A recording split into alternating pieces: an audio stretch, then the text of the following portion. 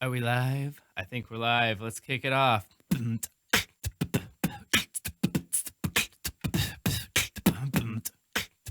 Yeah. Oh, let's put in the bass.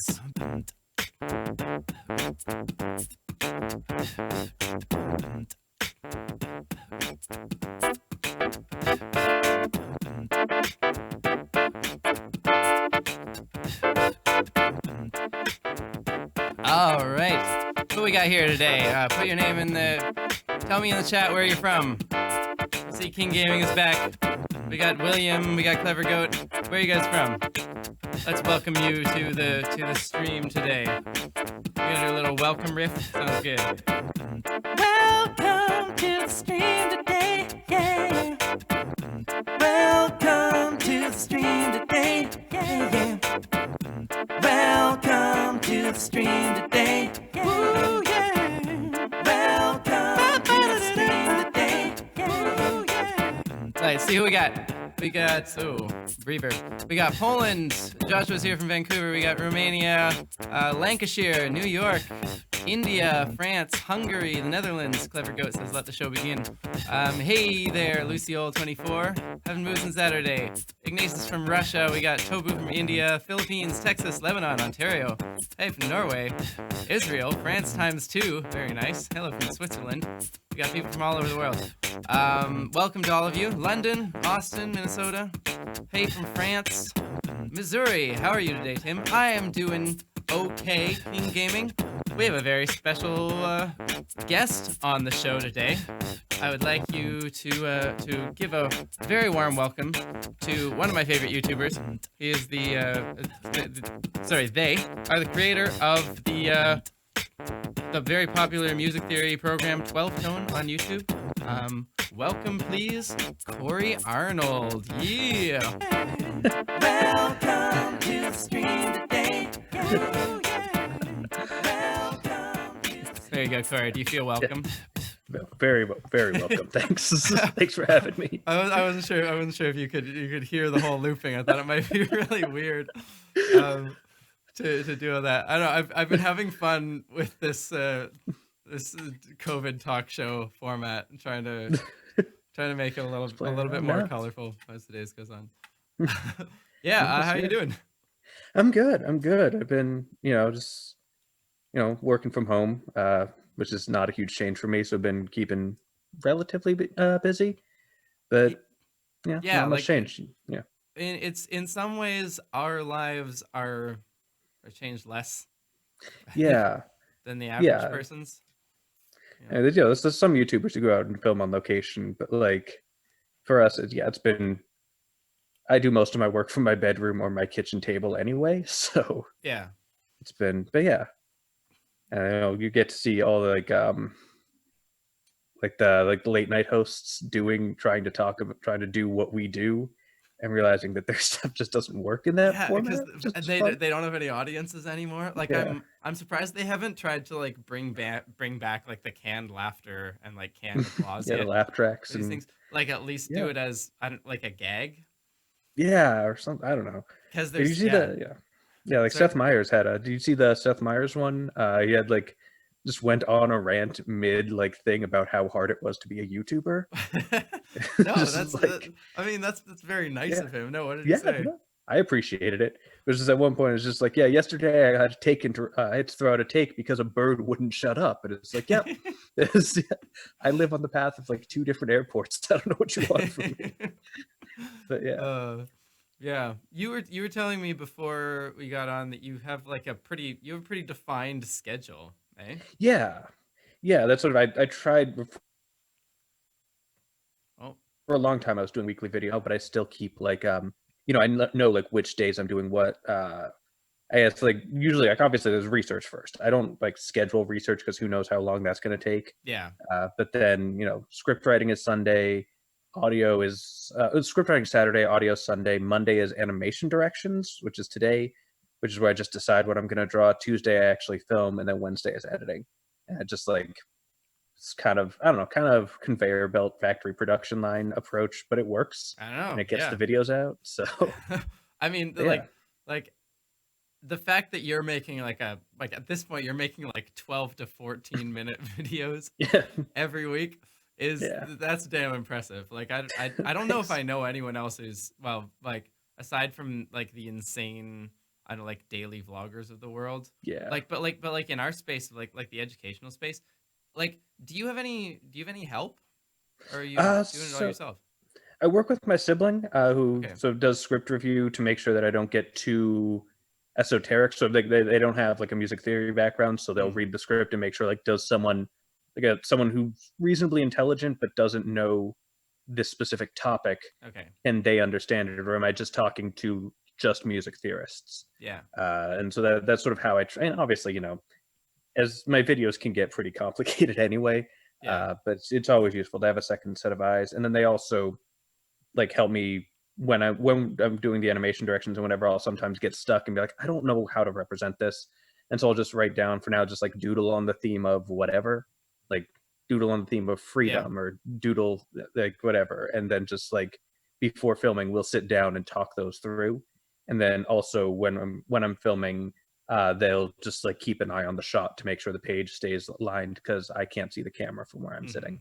Yeah. So I'm really missing, like, uh, prior to this year I had a roommate who's like similarly, like he's his hyper focus isn't like yeah, science education, but at the same time he's like knows a lot of science and is like interested in a lot of like science fiction yeah, stuff, and was like, the thing that his name was Luke. He got married and he moved to the South Shore of Montreal now, and yeah. I don't, like, I can still Well, send things to him, but like congratulations to him. having that like daily, yeah, congratulations to Luke. Hey Luke, if you're watching. Yeah, but um, but like having that daily person around where you can just be like, hey, come look at this. Like, what do you think of this animation? Like, it's not working. I don't know why it's not working. And like, yeah, I don't know. Like, I found that like I discovered a lot of my videos sort of in back and forths with people. yeah. No, I think that's really important. Like a lot of sort of my narrative voice. Like I don't do this anymore. Mm, But like for a long time, I was doing script swap with Jade from Up and Atom. okay. Uh, and so like we would send each other scripts, and sort of we wound up stopping. I think largely because I produce like she stopped producing as many videos, and I still produced a lot, and so I was sending a lot more scripts than she was sending, and so it wasn't really fair. Right. Yeah. And so we were eventually like this. I think we were at a point where we got what we can from each other anyway, and but like a lot of sort of my like I developed a lot of my like narrative voice from that, and also I Mm. previously, even before that, I was working with Inace from Draw Curiosity and doing Oh, the same cool. thing. So I've been sort of having that back and forth, sending my scripts to someone, getting another set of eyes. I think at this point I've largely internalized a lot of what they were saying on those sorts of things anyway, and vice versa. Yeah. And so it's not as relevant to get that feedback on any specific script because I can sort of look at it and be like, well, what would Jade say? Uh, but like it was definitely really helpful to sort of get someone to come in and just be like, I'm not sure this makes as much sense as you think it does, Yeah. because yeah. Yeah. Seeing it from outside, it's like, so you find that you've gotten to the point where like now they're little like angels on your shoulder, and you can tap Yeah, into Jaden and Ace. yeah, no, it's just just like go through the script, read it out loud, and I can sort of hear it just like that didn't work, don't do that. It's just like okay. But no, it was really helpful, and I think you know any creator is going to have blind spots. Yeah. Any like if you're coming, there's a reason like most musicians work in bands and work with producers. It's like a reason producers have a job is to come in and be another set of eyes effectively. Like that's a little oversimplified for the people who actually like know stuff about the music industry, but that is a significant part of a producer's job Yeah. is to come in, hear the music fresh as like the thing you've spent like months or years working on and have decided that you've got to the point where it's perfect. They can come in and be like, well, you didn't hear this part because you got too Hmm. focused on whatever. Yeah. Did you So find it? Has did it ever become easier for you? Because I find like every time it's like, for me it's still like a new little ego shock every time I have something that I'm like, this is like, I really think this is good, and someone comes in and they're like, I don't understand it. Like, yeah, you gotta well, change that. the trick is to never believe that anything you've ever made is good. That's largely been my approach. So, Oh, like, people come in and be like, "There's these 5 problems." I was like, "Really, only 5? All right." But That's a interesting, because I think when I don't believe anything that I've ever made is good, I stop creating. Like yeah, I have a real trouble of like motivating myself if I don't, yeah, I no, don't, like I almost have to like overinflate my sense of myself just to get a project done. that's interesting. I Um, don't know. yeah, so I like I definitely overstated as for comedic effect, but I do genuinely like approach a lot of my stuff as like, this is going to be the best it can be, and and that's part of like how I get stuff done on a weekly basis, is yeah, that there's very little sort of sitting around and reflecting and being like, well, could I do like 20 hours of work to make this 5% better? Like, I don't have time for that. That's, I think, when I started, I had the weekly schedule. I think that was really important in building that mentality, just yeah, because that way, I can produce. And sort of like, like I think it was Jonathan Colton's Song a Day thing. okay, uh it was a project he did a long time ago now. I think that was like when I was in high school. But he wound up just like, his goal was just like write and publish a song every day.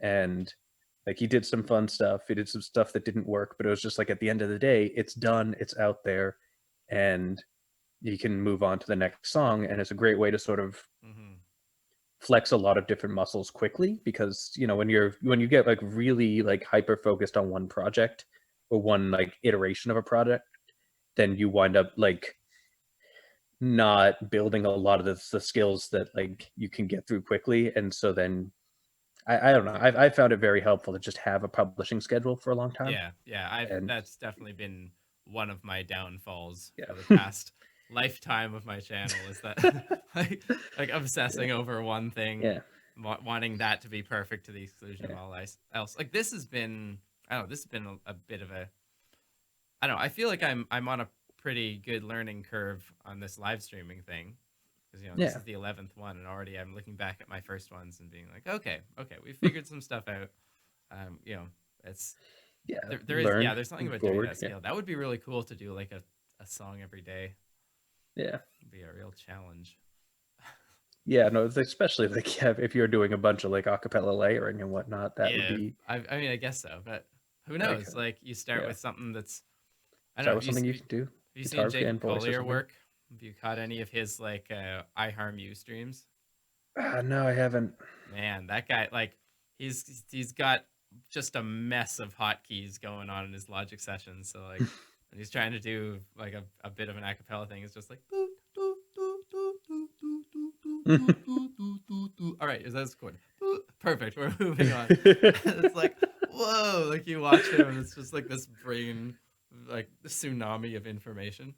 Yeah. So I don't know, and maybe that's just from like doing it over and over and over, and like, Yeah, yeah, it's a lot optimizing of the what Jacob stream and Collier does. So yeah, I don't know. yeah, Do you get a lot of requests to analyze his stuff? I feel like I you probably get have a a pretty big overlap. fair amount of requests. Yeah, it's I like I mean, if I'm being honest, like a lot of sort of the main criteria for what songs I want to analyze are songs that I like. And Mm-hmm. like, I have a lot of respect for Jacob Collier. I don't listen to a lot of his music. Mm, It's not the sort of music I like. I think he's really good at what he does, and I don't right. want to take that away. And I also think he's an interesting theorist. Hmm. I've made a couple videos about sort of the ways that he talks about music, Yeah, uh, yeah. and like sort of the harmonic dualist principles behind that and whatever. But like, Wait, I'd like, can you explain what harmonic dualist is? oh yeah, sure. So harmonic, Is this back, like the his like dark light side, dark side, yeah. So perfect Legel? yeah, perfect fifths are bright, happy. Perfect fourths are sad, and they're Okay, sort of so like the major and minor let's of, test this on the audience. yeah, This is perfect fifth. Well, sort of. I mean, they're 2 cents flat or whatever. But yeah. and perfect fourths. So this is supposed to be, according to Jacob Collier, happy, somber, sad, something Yeah, like that. yeah. And there's sort of like, from a music theory perspective, those intervals are sort of the same but upside down. Right. So going up a perfect fifth takes you to the same note that going down a perfect fourth does, in octaves. But Yeah. Yeah. yeah, and so And if you go back into like the 19th century, was this huge debate among serious theorists about relatedly like whether major and minor chords were actually both effectively a thing, whether they were both independent things, or whether the minor chord was just an upside down version of the major chord. Right. And that's harmonic they are monism. And mirror images of each yeah. other. So yeah, in the same way that a perfect fourth is an upside down perfect fifth, a minor triad is an upside down major triad. Yeah. And so you have this camp of harmonic monists who are like, no, the major triad's the only thing that exists. That's oversimplifying, but I have a whole video if you want the more details. The only thing that exists.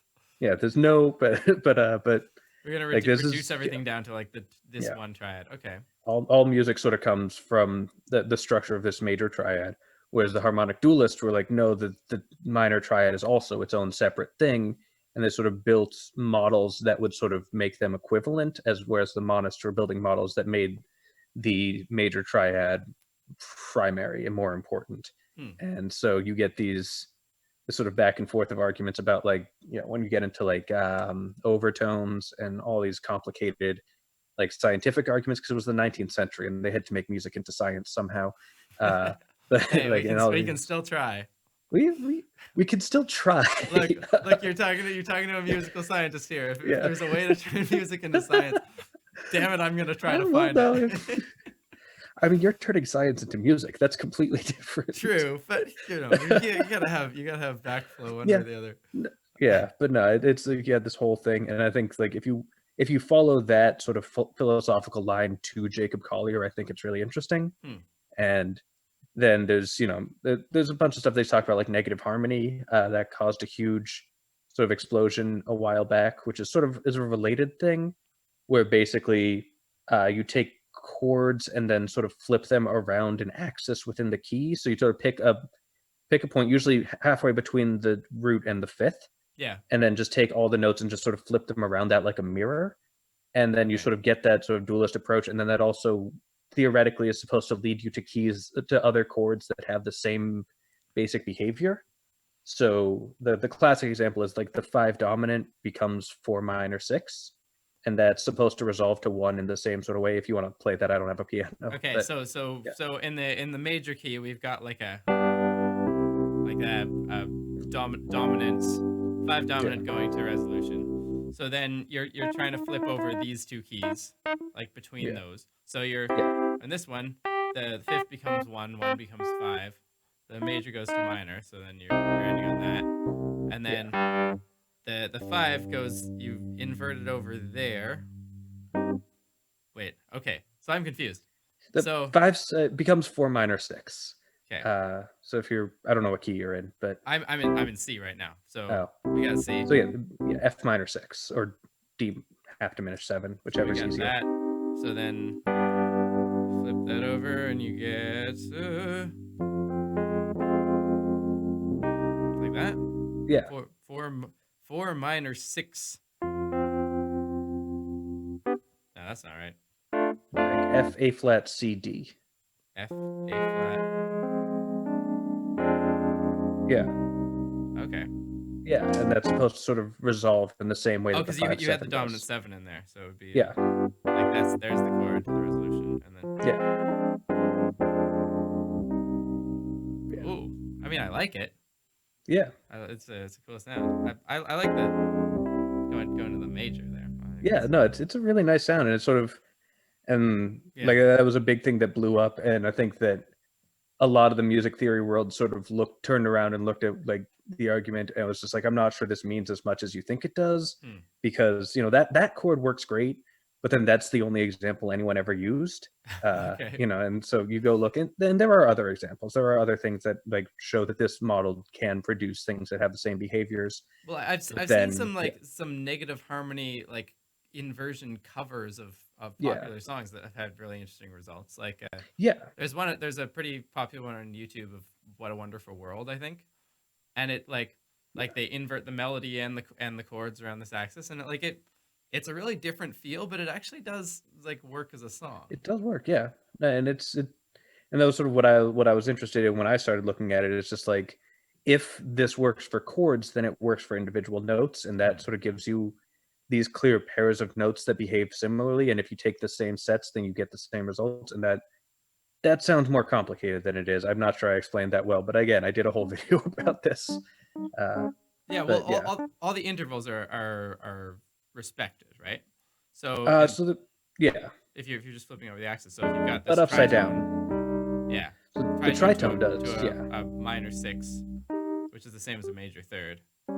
Yeah, so the intervals are respected in terms of, well, I mean, sort of.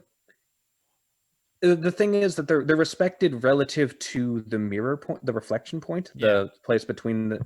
So, like for instance, the minor sixth becomes the major seventh, and vice versa. Yeah. Which isn't really the case relative to any note in the key.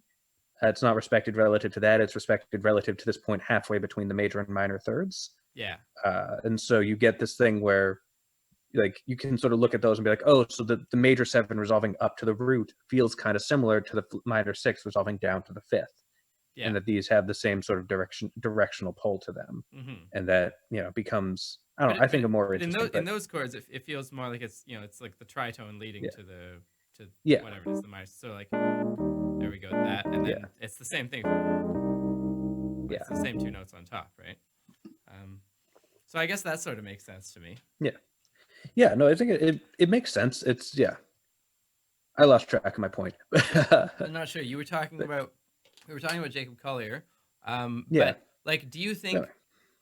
So, I don't know. Where do you fall on the trying to turn music into, like, your job is music theory? Yeah. When we've talked before, I felt like you're a little more on like the, I don't know what you would call it, like postmodernist side of music theory in terms. I'd say so. Yeah. The theory of music is what you make it. Yeah. But do Very much, you think that there are any points to be made of turning music into like a science? So I think basically my view is roughly no, but with caveats. Okay. I think that there's stuff that we can learn from scientific approaches, right? There's stuff we can learn about like timbre through like spectral analysis. There's stuff we can learn about, perception, musical perception through like psychological study. And there's all these things but I think fundamentally music is a cultural phenomenon much more than it is a physical one. Like we look at, like, music is fundamentally like sound waves in air, sort of. But the problem with that is that, like, we ascribe so many different layers of meaning to those sound waves. There's so many levels of abstraction between the actual physical vibrations that your ears pick up and the experience that you have hearing them, that sort of trying to look at them as sort of in these sorts of mathematical and scientific approaches, I think tends to fall flat. And that's not to say that you can't do like social science or whatever, or like study those things. But I think that, well, one of the main things, for instance, is that, like, if we look at musical, like, vocabulary across cultures, and like, because we've seen a lot of people do this pretty haphazardly, and they'll look and be like, okay, we're seeing the same sort of behavior in cultures around the world now, and they'll be like, well, this proves that this is a fundamental thing. But you go back and it's like, well, in like a couple hundred years ago, the Europeans were exporting their culture at the end of a gun, like, across the world, and they were sort of there's like explicit efforts to force other cultures to adopt their musical standards as a sort of like way to bring them to Christ or whatever. And so if we then look at the music of like different cultures now and be like, okay, so this is all doing the same thing, this must mean that this is fundamental to how we experience music, that misses out on the fact that it's hard for us to know what those cultures were doing 500 years ago. In a lot of cases, we don't have recordings. A lot of it's not written down, and a lot of it was forcibly stamped out. And so we don't have the data to sort of run effectively randomized trials or run like separated trials. We have one interconnected trial, and we can't take out that one complicating variable that was European cultural colonialism. Right. And like many of these things, it would be easy to resolve if you had a desert island full of children that you could randomly randomly put into control groups at birth and expose them just to particular tone sets or whatever. But Yeah, exactly. yeah, And there's realistically, that's yeah, probably not going to happen. But I've yeah, always like on the flip side of that, I've always been a little wary of like people making like large anthropological um pronouncements out of like exception cultures, like yeah, because I think it's also very easy to say like, hey, we found a small group that does things differently, and we're going to use that to like invalidate a rule that like might there there could be yeah, many different exceptions that lead to that one particular exception. And yeah. so That's yeah, do you see any like do you think there are like global patterns? Because like you could say, okay, well, like there's gamelan music that completely yeah, defies like the tone system, or like the yeah. Western Like sort of that. Yeah, Western concept of yeah, tuning. harmonic series Yeah, string based tuning system. yeah, But you could also say that like for example, a two-dimensional instrument doesn't actually have that harmonic structure, right? Um, yeah, like so it could be that if you look at just along like cultures with stringed instrument that have one-dimensional vibrators instead of two-dimensional vibrators, you would see commonalities. Or I don't know. You've probably looked into this yeah. more than I I have. mean, it's a fair. It's hard to answer for sure. I think that more or less, sort of my resistance tends to come from the fact that this stuff gets done poorly very often, Mm, usually by people without a background in sort of music studies who will sort of come right. in and just like, well, I'm a physicist and I'm just going to do physics to it, and then like declare that this is the case and just like not speak with any music theorists, any musicologists. And so it's not, that's not to say that I am confident that there is no sort of underlying commonality that could be found. Mm, It's just, I don't know how to go about finding it, and I don't know how one would, and I don't know how meaningful it would be if we did. Is sort okay. of my Yeah. view. Okay. But like that's sort of yeah, I want to talk a little more about that, but yeah. as the streamers have come to know as a common fact of me, I've once again forgotten to plug in my laptop, and if I don't do it, the stream's gonna die. So I'm gonna leave you. I'm gonna leave the viewers for a moment with a little loop.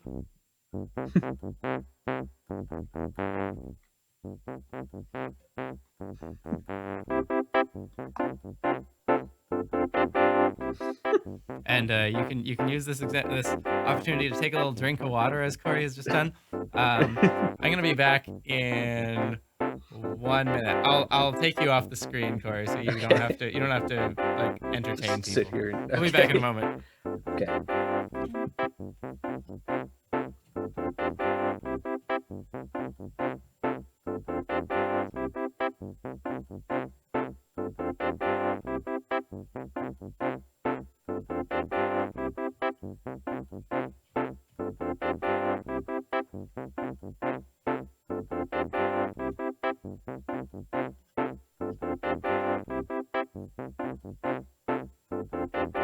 Hey, look at that.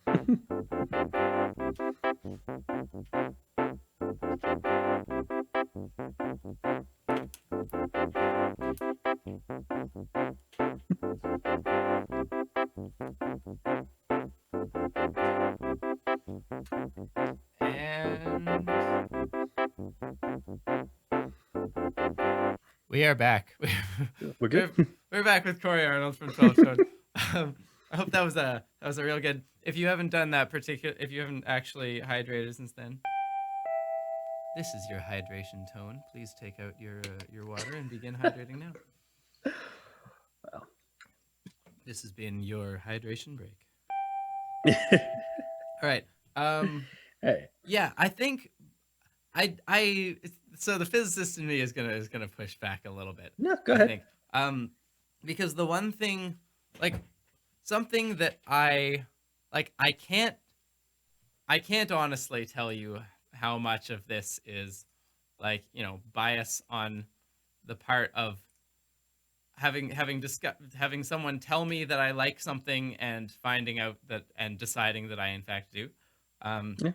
but one of the realizations recently that I had like I could never figure out for a long time why there was something about like a cappella choral music that hit me really hard and like affected me the way that um like a lot of other music just like didn't have quite the same capability of doing. And it was Yeah, particularly like the harmony of it. Like there was just something blissful about a cappella choral music that like I couldn't get anywhere else.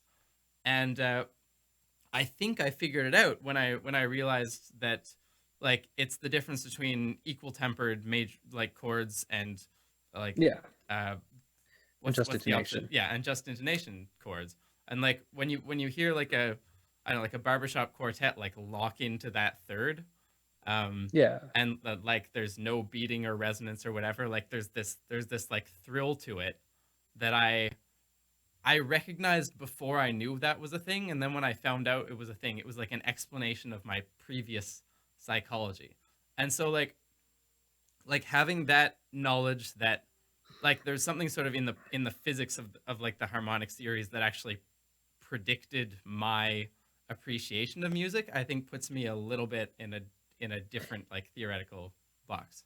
yeah. I mean, and that makes sense, and I think that there's, like, I think that part of that is that anything you like is going to have an explanation somewhere. True. And so, what the fact that you liked the thing and then found out what the explanation was isn't necessarily indicative of that being natural. Mm. It's just, but like that is a very signature part of like barbershop quartets and a lot of a cappella music, Hmm. because the human voice can sort of tune continuously. It Yeah. doesn't have to like a fretted guitar or a piano where you have to decide your segmentation. You can sing theoretically, as long as you have the training and the right vocal whatever's for it, you can go to whatever note you want, any pitch, any frequency. Yeah. But like I think that sort of one of the things, like for me, when I listen to like equal tempered chords, like by default they kind of sound a little out of tune to me, Hmm. like just Okay. because I'm, oh, not equal tempered, I mean just intonation. Okay. When I So listen to just just for the people who are not yeah, music theorists, equal tempered is the one that's based on like the modern piano. All the semitones are the same distance apart. So there's your major third on an equal temper chord. On a just intonated chord, it's about there. It's a little flat compared to that. yeah, So if you've got good ears, you can probably tell the difference between that a little bit. That's what we're talking yeah, about.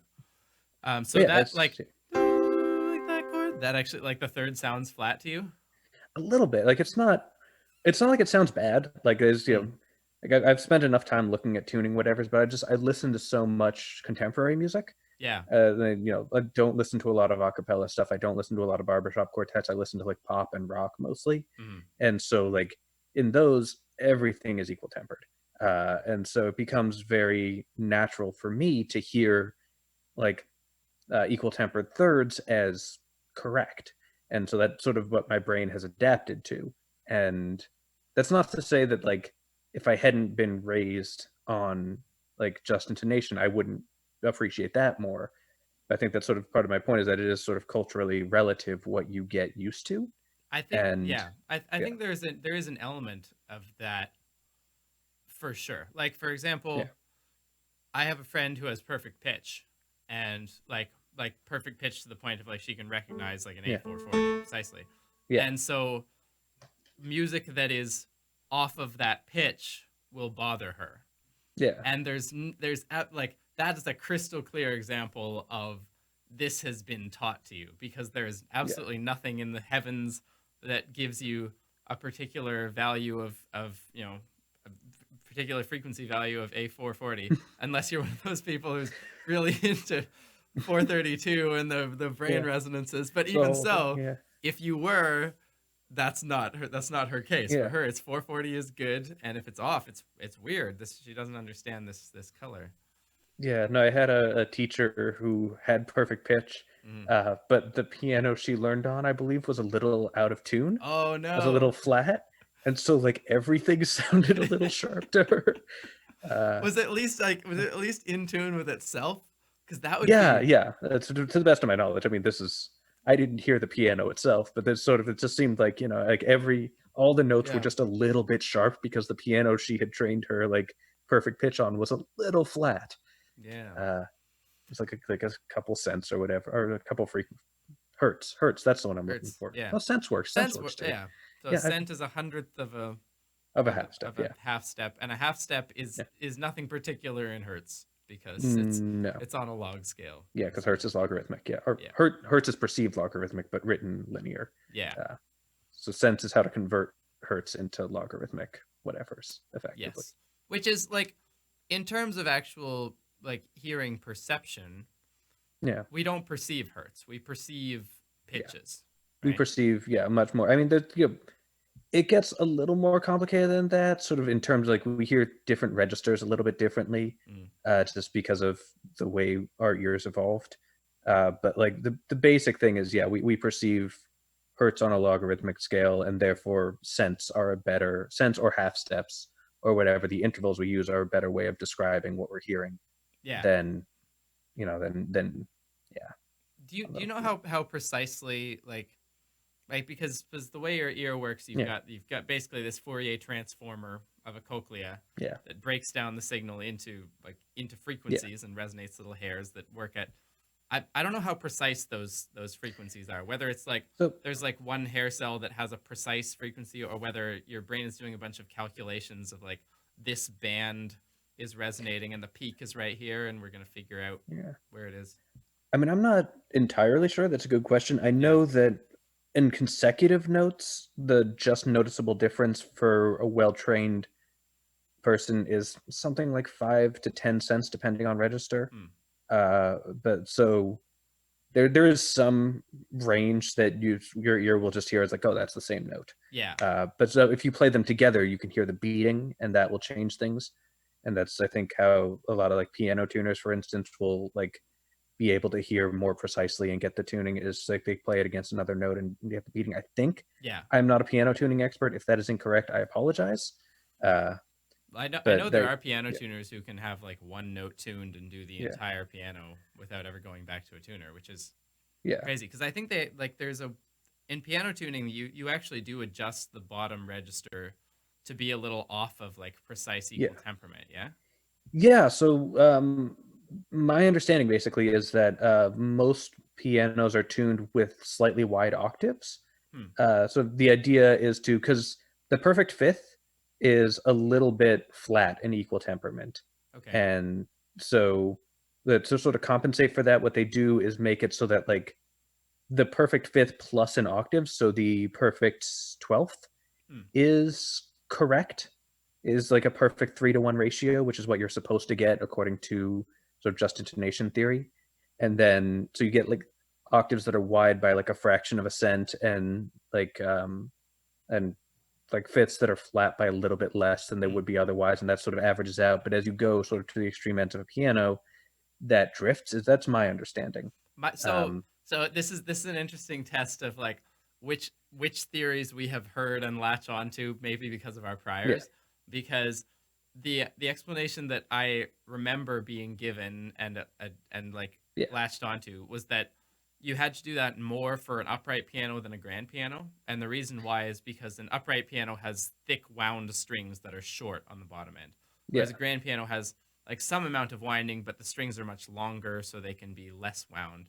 And the more you wind the string, the more you differ from the standard harmonic series on a string.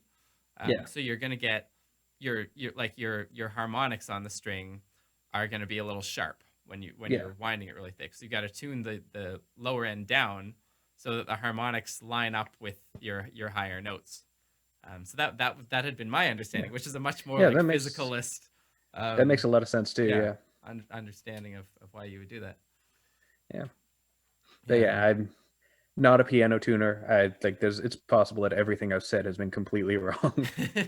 So I don't know. I can tune guitars because you have to, but do you play so you majored in voice?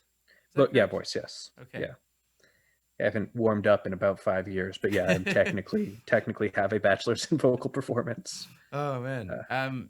Like I don't know, looking back on it, would you recommend it with some like as a thing for someone to do like a music degree? To do like a music degree in general? Yeah. I guess it depends what you're trying to do. I think the thing is, like, if you're trying to work as a musician, no one cares about your degree, Mm, right? You're not going to like show up to a session and it's like, yeah, you sound great, but do you have a master's? yeah, Like, what was your GPA? Like, that's not how the music business works. No one cares. And so, if you're just trying to work in the music industry, I think that it can be valuable as a way to develop your skill. And so if you're going to take it seriously, then I think you should. But like I, saw a lot of people who go get a music degree, like and just will skip through classes and whatever, and just not really just try and make sure they pass and right. get the degree, and they can show that they have a degree, and that's not useful. Having the piece of paper, unless you are trying to teach, unless that's which is sort of is why I got a bachelor's originally, was like my plan was to teach, Mm, and then I needed to show like schools that not only was I good, but that I had a piece of paper that said I was good, and so then that was the reason I did that. But then a lot of people I know who wanted to be performers, who wanted to go out there and like be the next famous whatever, um, were just like sleeping through ear training, and it's just like, well, why yeah, bother? Like, yeah. why not just not take the class? Your Like, career is, yeah, I mean, your career is not going to be made by yeah, your professors giving you a passing grade. People have to yeah, actually like what you're doing once you get yeah, out into the world. yeah, and I think there's a lot to be learned at a music school, and it depends on the school too. But there's a lot to be learned at a music school if you are taking it seriously, doing it right. And I think that if you want to be a working musician, you can learn a lot of the skills you need at a good music school. Uh, but there are also a lot of sort of when you get to the sort of more academic side of things, I think that they are very useful if you want to do music academia. Hmm. Like if you want to be a music theorist, then yeah, getting a good like music theory background is useful. If you want to be like a classical composer, getting a classical composing background is useful. But if you just want to be like a performing rock star or whatever, then I think that it's definitely useful. You just have to be careful about what program you go to Hmm. and what how you treat it, what you try to get out of it, and what you put into it, because that's what's going to determine whether it's worth anything to you. I think there's something about school that also works as like if you're a kind of externally motivated person though, and like Yeah, if you're not looking for it as like I'm just gonna pass, but like for me, one of the things that I've found that like is that I don't think I've ever worked harder than when I was in school. yeah. And I think one of the reasons why is that honestly I'm just like a very agreeable individual and I can't stand letting people down. And so if I have like five or six professors that I can't let down and I need to do as best I can, then for me it was like, all right, I'm gonna like hunker down and do nothing else and like put in the work and go to bed late and Yeah, I think that's certainly true. I think it's very useful for motivation too. Like I had, when I was doing the bachelor program, they had ensemble like every Friday, and so we would had to like learn and perform the song and with the band and everything, and there was like other performance classes and all that stuff. And I was just like, I have to actually learn this song. Like I have no choice. This is it's good for sort of learning that schedule, like we were talking about earlier. We're just like doing a thing over and over with a deadline where you have to be done doing the thing and move on to the next thing yeah.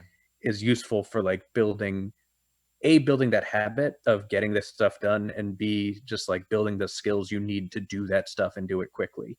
uh I think I was going to say something. I had a thing. Oh yeah, that was it. It was like in one of the things like in school, like throughout the time, like I kept hearing from my teachers, everyone would always say is just like, you are never going to practice as much as you are right now. Hmm. You are like, no time in the future will you be doing as much like vocal exercise and vocal work as you are in this program. And I was like, that's not true. I'm gonna keep warming up. I'm gonna keep doing this. I take it seriously, whatever. And I graduate and immediately like, nope, I'm done. Like, I don't Yeah. wanna like it's so much. You do so much and you don't even think about how much you're doing. Like It's I was, there's yeah, something about school that where you can make it your life and it's kind of like culturally accepted that this is your life and that you're going to yeah, spend all your time with it and like you have your friends or people in that program and they're doing it too and you yeah, hang out and swap things like I don't know, I can imagine like I think if I ever went back to school because I've already done 2 university degrees, but yeah, if I did go back, people always ask me, would you do a PhD? It's like, no, I would probably honestly do some sort of music thing because I think I yeah, find myself sometimes in a weird space where most of the people who are as musically skilled as me are more trained than I am, Yeah. and like it would be nice to sort of get into that world with them and like develop that Yeah. side of myself. But Yeah, I think there's a lot to be said for music school as just setting aside the classes, setting aside the exercise or whatever, just being a place that you're in every day where you get to talk about music with people who are just as excited about it as you, yeah, and people who are just as interested in it and who like the same things and care about it. And you can sort of, it just sort of normalizes a lot of those thought processes and a lot of those approaches, and just makes it a lot easier to think about music as your primary thing. yeah. And I think that it's hard to oversell the value of that. What was your goal, like when you went into music school? So when I went to music school, when I first attended, my goal was just to be a professional singer. I wanted to be a famous metal singer. A famous metal Uh, singer. that was my goal. I was going to be the next Rob Zombie. Uh, it didn't work out that way. Did they Um, like? Did they have like what do you even apply to when you're going to do that? Because like generally I've seen yeah. sort of streams for like classical or jazz or pop, but So I went to a trade school that was more sort of popular or modern music focused, and they had a lot of rock stuff and like some metal stuff as well. mm, Like it was more oriented towards like rock and pop, but there was a lot of there was some jazz and whatever as well, and then there was like some metal tracks and stuff that you could do. Um, and so it was like I said, it was a rock style school. I don't want to name the name honestly because it yeah, no was a problem. for profit university, and like I'm not sure I want to give them free publicity. Fair enough. But it's I got a lot out of it. I don't know that I would recommend it to other people, but I think that it was one of those situations where if you put in the work, you can get a lot out of it. Mm, But you know, I also had plenty of classmates who didn't put in the work, like I said, and mm-hmm. got through. So again, not sure that I would necessarily recommend it as the best decision for anyone looking to, but it worked for me. Well, I feel like one of the things because I'm like I was a metal kid too, and Yeah, like from about the age of 12 till I don't know early 20s, like that's what I was doing. I was focusing on like the drums and like the double pedal and doing all the like yeah, fast metal things, and it really like at that time there was more of a metal scene. There was like this the screamo thing going on, and the I don't know like sort of like radio metal of like Kill Switch Engage and whoever else it was. Um, but thinking about it now, it's like I don't really know if there's a plan B for training yourself for metal because there's not really like workaday jobs the way like a jazz musician will they might not be someone that like develops a huge following and is the next Stevie yeah, Wonder, but like they'll get gigs, they'll play in like yeah. You can like bars book and weddings and weddings and whatever else. yeah, But like it's hard to book weddings as a metal drummer. I mean, I guess it depends on Yeah, it depends who's getting the married. wedding. But But I don't know. Have you seen those viral videos of like this drummer is at the wrong gig? yeah, yeah, those are always fun. Like you trained for one style and then you had to make do. Yeah, I think that there's I think a lot of more overlap in terms of like, especially for instrumental stuff, between metal and a lot of sort of more rock oriented pop stuff. So you can still get session work. Yeah, You're not doing like like live performances as much necessarily, but if you're doing like tracks on like pop stars or whatever, tracks for pop stars, then you can probably make that work. I don't know. Although like I said, a lot of the thing about music school is that they teach you to sort of operate in different styles, mm, right? So like I said, I went in to be a metal singer. I came out, metal and rock was my thing. yeah, I could do hip hop, could do some pop depending on like range. I was a baritone, so a lot of pop drifts higher into the tenor range and wasn't easy for me. But yeah, I could do stuff as long as it fit. Uh, but like I had to take a jazz vocals class, and I had to do quite a bit of jazz in ensemble and whatnot, and I had to learn not necessarily how to be the best jazz singer in the world, but how to be passable. yeah, How to do it in a way that jazz players would listen to and be like, yeah, all right, fine, you know, yeah. which is as high as I was willing to aim with jazz and about as high as I got. So, Fair enough. Yeah, that kind of but like if I can hack it, I feel like Yeah. that's kind of the what I'm trying to get to with a lot of things Yeah. because what I'm doing is like moving around to different styles and I don't know, just trying to be whatever Yeah. I want. It's like Just trying. yeah, like I don't even think like I talked to I had another roommate who was an opera singer, and he was like, you know, if you get like properly trained, you're probably gonna have to like pick your vocal range. Like you might even get to like sort of decide whether you want to like focus on being like a dark tenor Yeah. or like a baritone. Yeah. And I was like, To I be don't know, really man. Like I'm specific. like what I'm doing Like right now. I'm trying to do like yeah. like Yeah. down for to do the bass parts, and then I'm trying to Yeah. do like to do like But no, like fluty a parts. lot of like classical stuff. It's just like which octave and a half would you like to sing in for the rest of your life? Huh. And it's just like all right. But pop vocals, a lot of that. To be a working pop vocal, like especially working session pop vocalist, you need like a professional probably has around 3 octaves at least. Yeah. And so you have a lot more sort of flexibility, and then you get people like having a wider range like is a good thing, is only lets you book more gigs. Yeah. And so I think yeah. there is like a weird fetishization of range Yeah. sometimes where it's like, Oh yeah. oh, like this person has like a 6 octave vocal range, and you're like, okay, but like 99% of the time they're gonna use maybe Yeah. 2.5 octaves Yeah, of that. they have a 6 octave range. It's like great, so they sing like a tenor, Yeah. like almost always. Mm. It's like occasionally they go up and be like, "Let me do some," but no, it's like, Do and I used to like mistletoe. back. I'm not going to claim that I still have anything like this, but back in college when I was warming up, when I was doing all like the exercise and whatnot, like I said, I was a baritone, and so I struggled sort of above like mid G, mid A, so Yeah, that was sort that's of where I about where I started to crack too. really fall apart. But then like after that, like up in the high registers, I had like pretty solid power metal highs, Nice. and so like I could do Dream On. Nice. Oh, Yeah. I struggled with the normal chorus, but not the super high one. And so like I was one of the What is that? That's a is that like a A that's the flat 5. say there. Yeah, that sounds Oh, right. oh yeah. I'm That's not going to extreme. even pretend I can I still do it. I But had to hit this A for when I did the Hallelujah chorus. yeah, It wasn't pretty. Like listening to it back now, it's like it's screechy. I think I just I'm pretty sure I ended up just like hard like auto tuning yeah, it. It's like I gotta get this piece out.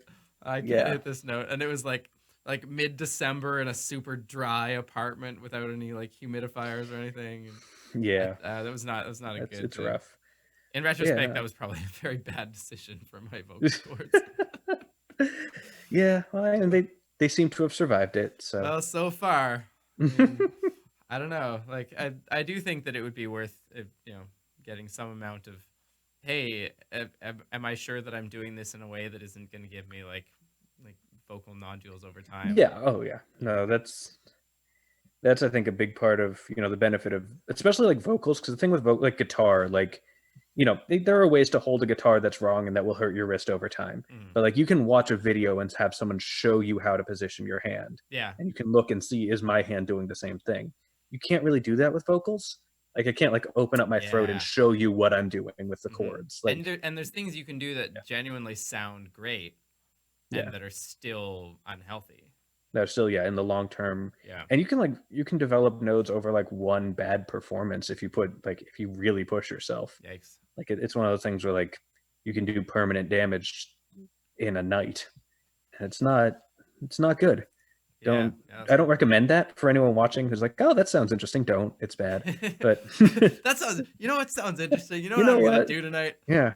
Vocal node challenge, new Permanent YouTube vocal thing. damage. That's just. It's I'm yeah. bored. There's a Yeah. pandemic. I've been to the internet. I know the stuff y'all get up to. Yeah, that's possible. A vocal node challenge. I wonder if there were any serious like if anyone actually like from the cinnamon challenge if anyone actually did get injured. I haven't really looked it up, but that feels I like don't the know. kind of Yeah. thing that Yeah, might no, have that was one of messed the ones people's that was vocal tracks. more dangerous of the mainstream challenges. Yeah. Did you do that But one? no, I missed whatever cultural um, associations are required to like care about YouTube memes. Oh, Yeah. YouTube challenges. I think I just So had someone like just asked me at a party. I don't think I knew it was on the internet. They were just like, "Hey, you want to try eating a spoonful of cinnamon?" I'm like, yeah, okay." yeah. I think I tried like the saltine challenge at one point, just in high school for similar reasons, which was just like try I and eat. I presume think like that's yeah, that's a five similar thing. saltines in a minute, and it's just like your body can't produce enough like saliva to actually dissolve all that, and Yeah. so and it's not pleasant. And you do it, and it's over, and it's like, all right, well, I couldn't do it. Moving on. You know, Wow, what an it's my life. amazing That was experience. a fun. That was a fun one. Thanks for that.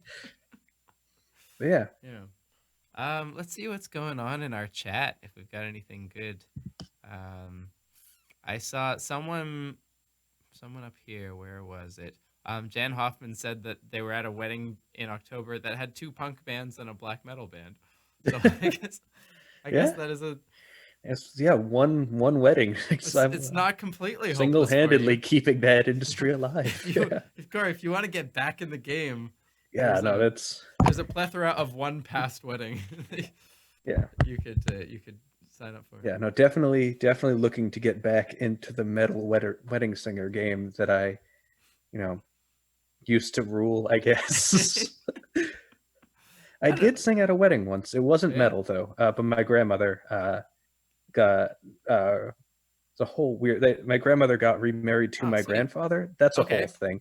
Probably not worth getting into the details there. Interesting. But I had done Somewhere from West Side Story for my senior jury, Okay. and like she's like a huge fan of like Sondheim and Bernstein, and so wanted me to sing that at her wedding, and so I did.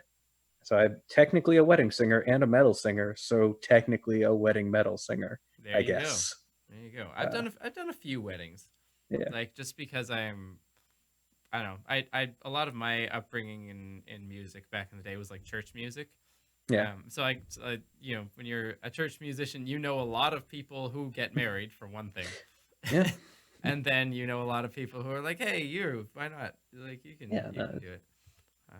So I feel like a wedding connoisseur. Like I've definitely been to. I think I've been to more weddings because like it's like we're not gonna pay you like but yeah, we'll let you come to the wedding. Like you can sit at the yeah. You table and can eat get food the and food dance and and whatever. yeah, So I feel like I've probably been to more weddings than most people. Of yeah, people that I like kind of know in that weird half yeah. range.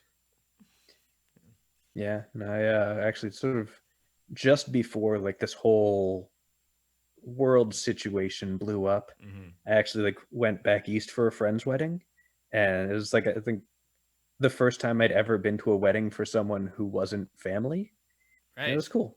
Yeah. It was just no expectations of me just sitting there in the audience and then get to congratulate them on getting married and then get to go eat food. It Yeah. was good. Yeah. It's just like you're going to a party where these two Yeah, people are have decided to do a cool thing where they yeah, now they're together and I don't know. Yeah. yeah. Good for them.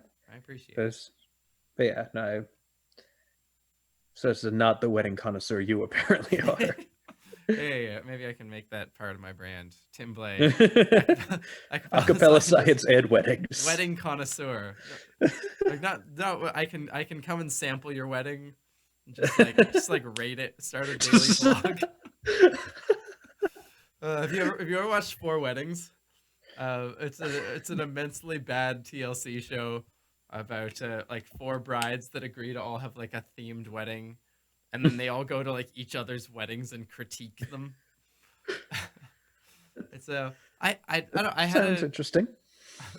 it's a well it's not good. It's like I'm gonna put that up front. It's not a good show, Yeah, but I did sort of discover something from that show, which was that like there's a way in which watching and like I think people discover this in various ways yeah, with like camp movies and whatever. There's a way in which watching bad media is a lot more fun in a crowd, in a group, yeah, because it's if you're watching something good, like if you're watching, I don't know, like a cerebral, I don't know, like an Inception or something, yeah, or like something like a movie that's like it's an hour and a half, it's really tight, the dialogue's fast. yeah. You If you're you watching watch something it you by want to your focus yeah, on, yeah, you watch it by yourself, you have a great time. You watch it with a bunch of people, you have the same great time as you would alone in a room. or Because worse if they interrupt you. Yeah, yeah, or they're like saying, "What was that?" And you're like, "Shut up! It's the movie's going right." this Yeah. is important. But if it's a totally shitty piece of media, Yeah. then it's a party, and you're just there Yeah, like no, there's definitely like a lot to be like The Room is the classic example of that. yeah, Which watched with for a bunch of friends back in college, but it's for the most part, I don't know. I tend to try and watch stuff as like focused as possible, and but yeah, there's definitely if I'm watching something that I know is going to be bad, there's definitely value in having someone there to yeah. make fun of it with. Yeah, I feel like But I'm pivoting more to intentionally watching not the good stuff with friends, because yeah, I had a while where like I would watch something and love it and then like show it to people, and most of the time spent watching the thing would be with me in my own head wondering yeah, if that person is enjoying this thing yeah, as much as I enjoyed it when I saw it, and, yeah, and like not being able to appreciate it. I don't know. yeah. No, it's I don't know. Like I also find that like just this might be partly just like I'm autistic, and so like when I Hmm. watch stuff, I tend to like very easily get caught up in it and captivated in it. Even if I know it's bad, even if I'm not enjoying it, I can Hmm. still be compelled by it. Okay. And so like I'll be watching something and like with people, and like they'll not be into it, and I'll not be enjoying it, but I'll still like if they say something, be like, no, shut up, I'm trying to focus. Hmm. Like I want to know how this thing I don't like ends. I can't. What do you find that you focus on when you when you watch a piece of media? I mean, I've found that I get I guess I'm more thinking of like TV shows and movies here. Like Okay. I just to sort of set premises here. But like I found that I focus more on like characters. If I'm not like if the setup isn't great, if it's like then I'm sort of focusing on sort of who these characters are, how they're characterized, what they're doing as people. Hmm. And I find that can almost always with very like with exceptions like The Room, like again to say not to just turn this into a dunk session on The Room, although It's I the don't think world it's are just the room. the Like in world fact, already has, but yeah, like there are but worse things to watch than the room. yeah, Like and there are pieces of media where like I really can't do that, because like you can have a bad movie where a character where like an actor really inhabited the role and yeah, like was human in the bad movie. But then there are also movies where like the character is a plot device, and yeah, like you can't well, yeah, you can't understand their internal world because their internal world doesn't really hold together. yeah, And I and find I don't know, there's something that I sort of recoil from with yeah. those. There's ones where like the actors are just like not good, like that. Basic I mean But it's like yeah, a combination of the actors aren't good and the writing is like, I'm thinking of like yeah, Hallmark movies, you yeah, know. yeah. It's That's like true.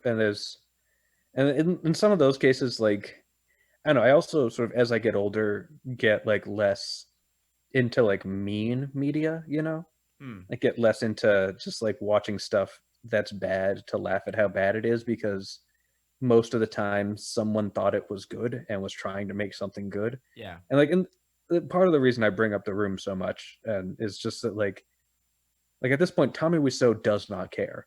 Yeah. Like he got the attention he wanted and he is explicitly happy with that. He's kind of Like this is yeah, he's a yeah, meme now and he's kind of yeah. glad to be a meme. Like and he worked like I watched The Disaster Artist recently and he Hmm. worked with them on that. Like he was this is not like Okay. made behind his back or anything. Like this movie that showed just like how ineffective and bad a director he was and how delusional his project was. He worked on that. He helped them with that. Helped them make that happen. Yeah. And so this sort of thing is just like I don't feel super bad for him just on the grounds that he doesn't care, and so I can sort of make fun of him more because he's in on the joke. Whereas Hmm. like a lot of these things, you watch it and it's like this is someone's like first attempt at a movie. They dreamed too big, but like it didn't really work. But like they were trying to do something, and they probably wouldn't appreciate the fact that like everyone agrees that their movie sucks, Yeah. and that it became this like well-known thing for being bad when most things that are bad we just forget about. But a couple things just happen to stick around in the cultural consciousness, and that's I don't know used to be more fun for me. I think as I've gotten older, that's been become less. I don't know. Yeah. Do you Really. know like I feel like that's more common now that like people become a meme and like inhabit their meme. I don't know. Yeah. Have you ever met anyone like that? Like within like the YouTube community? Like I'm I'm thinking trying. someone like Yeah. a like I feel like Tazon Day has kind of done Yeah. that. Tazon Days are good. Like, I'm trying to think because like Captain Disillusion comes to mind, but that was very intentional on his Yeah, part. no, he He like made that's himself. He didn't become a meme. He made himself one, and he's so a that doesn't feel like character it counts. Yeah. more than like Yeah. yeah. But I'm trying to think of like Tazon Day is a good example. I haven't met him, but uh Yeah, like I feel like I don't know. I don't know, the overly attached girlfriend girl Yeah, so I leaned into did that. that for a while. Yeah. Um I think Scumbag Steve did. mm, Uh yeah. but yeah, no, It's a weird it phenomenon. yeah, and the whole thing of just like people becoming memes and just sort of like the fact that like you as a person no one's heard of can suddenly become someone everyone's heard of without going through the proper channels. Like Yeah. it used to be like if you were going to be a household name, that's because you were a movie star and you knew what you were doing, or you were like a news anchor or something, or like a well-known person of some sort. But like these days, you know, someone can take a picture, someone else can upload it to the internet, and a third person can share it, and then suddenly everyone in the world knows who you are. Yeah. You have no warning, you have no anything, and it's Yeah. weird. I like I mean, I feel that a little bit myself. Like did Yeah. you when you were doing like starting to do YouTube? Oh, same as saying Michael from Vsauce has kind of become a Oh meme yeah, himself. that's true. Yeah, all the yeah But he's I mean, he's still like he's him and yeah. he's like I pushing think his yeah. boundaries Sort of all the having time. having met him in person, that's sort of just what he's like. Yeah, Uh, that's a little bit true. Yeah. yeah, But like did you like I feel like there's kind of this way that YouTubers go a lot of the time. I don't know if you fall into this category because I yeah, imagine you might have been a little more of like a slow rise. yeah. But like for me I mean, and for ouch, like but yeah, yeah, and for a few people sort of that I know, it's like you try a bunch of things, nothing works, and then all of a sudden you do one thing and it skyrockets and you get like this kind of like, oh my goodness, I'm overnight famous on the internet thing. And then it's really hard to pull yourself back and not just like try to do do that. Yeah, that forever, like yeah. expand yourself.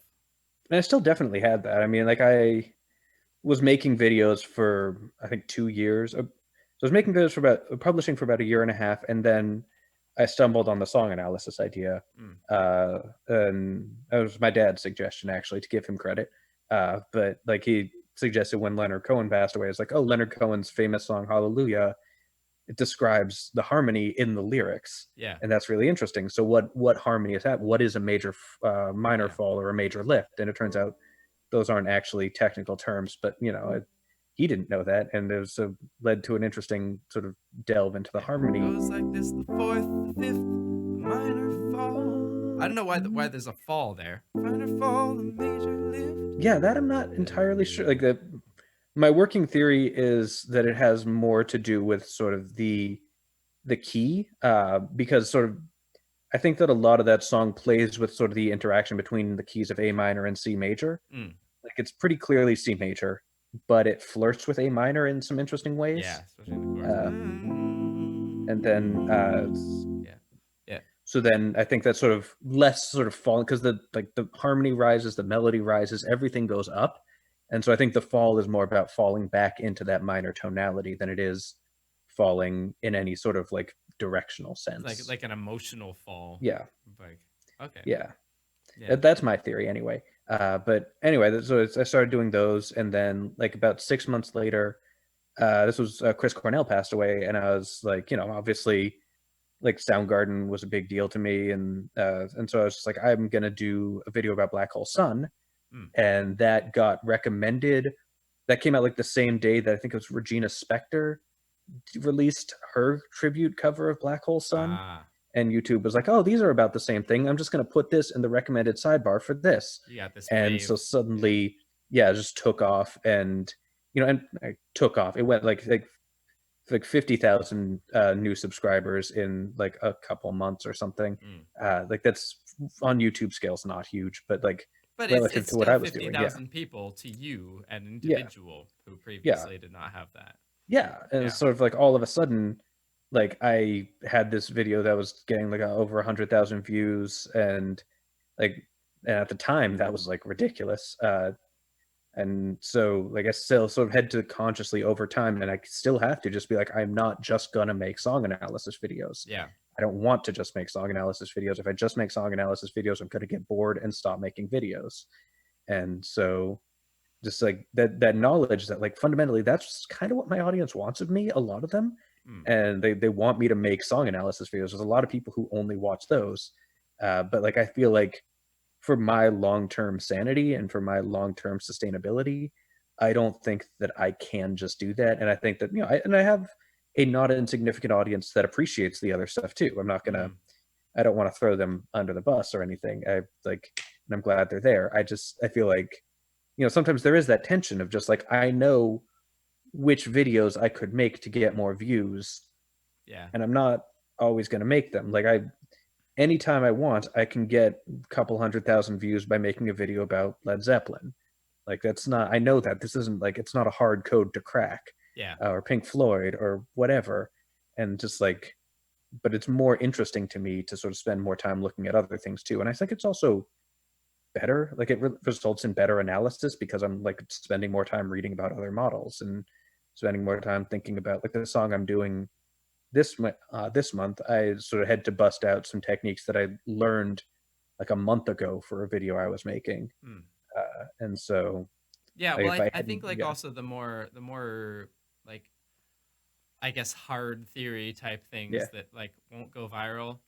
There is a way in which I don't know, Grant from Three Blue One Brown makes this point a lot that like we're still, even though we're 15 years along on like this YouTube thing, we're still very much at the beginning of like taking all of human knowledge and putting it on, putting in this new medium. And like yeah, those of us who are doing it right now kind of have this opportunity to be like the standard of like this might be the reference on this topic for the rest of time until there's another like Gutenberg like shift in the medium.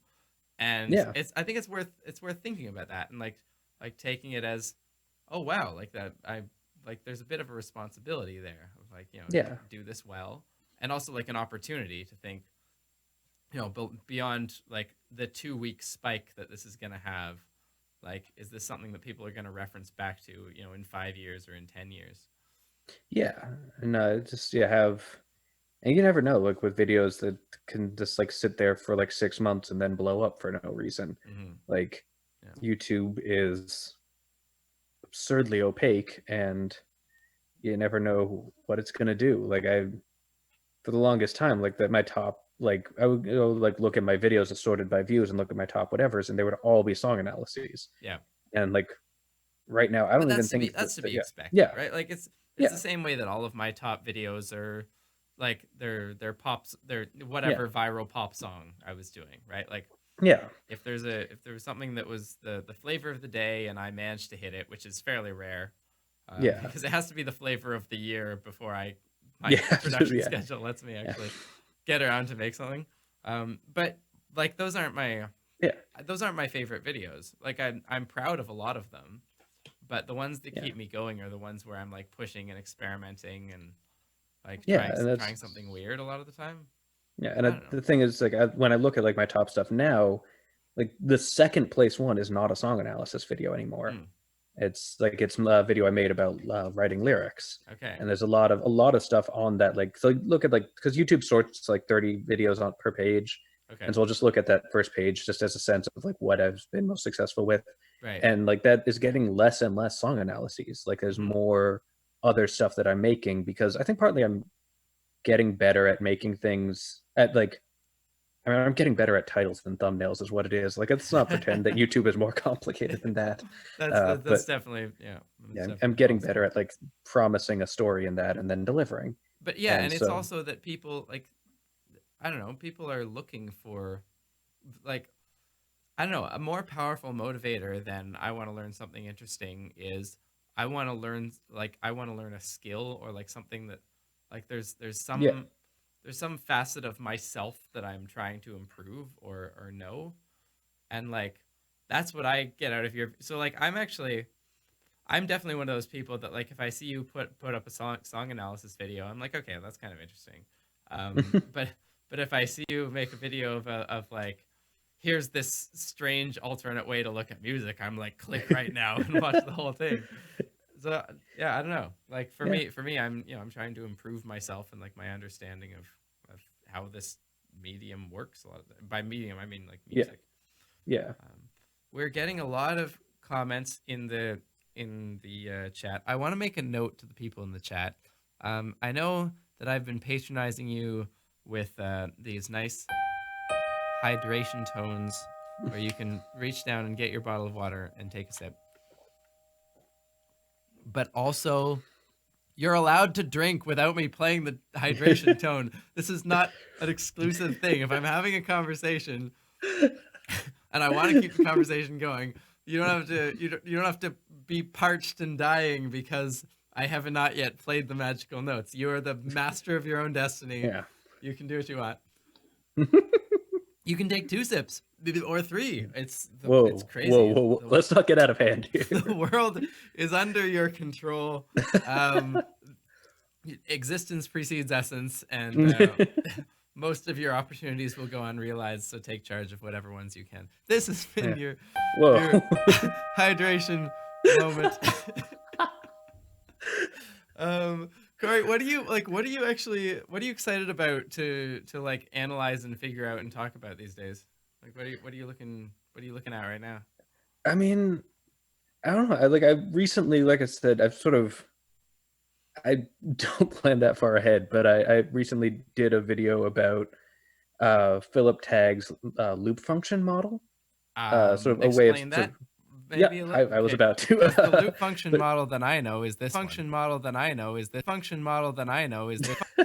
It's about as far as I go in loops. Yeah. So. But no, it's a sort of a way of taking sort of the harmonic language of 4-chord loops and sort of approaching them on their own terms instead of trying to like take, classical or jazz ideas and sort of graft them onto this uniquely, or not uniquely, but like this famously pop phenomenon. And right. the way that pop musicians use these chords is not the same as the way that classical musicians did. And sort of, I mean, and I would argue personally, I think this is I'm a little bit less radical than Tag would be on this point, but I would argue that like a lot of what we have is sort of still evolutionarily linked. It's sort of developed ideas from those initial ideas. I didn't mean to repeat myself, but it's sort of stuff progresses. Music evolves from past music, and so it's not like this is a fundamentally new just thing that came out of nowhere. Right. It's easy. It's easy to only see what's different and ignore the multitude of things that are the same. For example, that you're still using the same chords. And that you're, but like, and so the idea though is that it sort of like looks at 4-chord loops as sort of each chord in the loop has like a different job depending on its position. Okay. Instead of sort of depending on what the chord is. And so then like you have what he calls the tonic chord, which is sort of your home base. And then you go to the outgoing chord, which takes you away, the medial chord, which is sort of the furthest point. And then you have the incoming chord, which points you back. And so the ways that these chords sort of go in a circle and what they can do and how those different functions can interact with each other.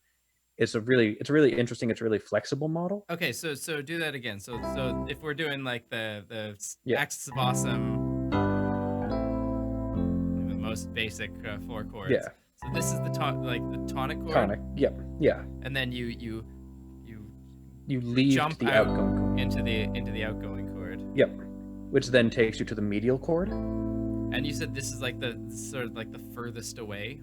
Yeah, so the furthest harmonic, not necessarily like in terms of notes or whatever, but that's sort of in terms of the harmonic effect.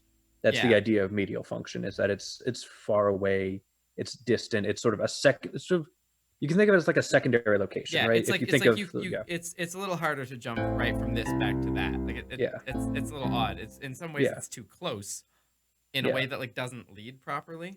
Yeah. So you take that and then you get this like bridge back to the tonic again. And that points you back. Yeah.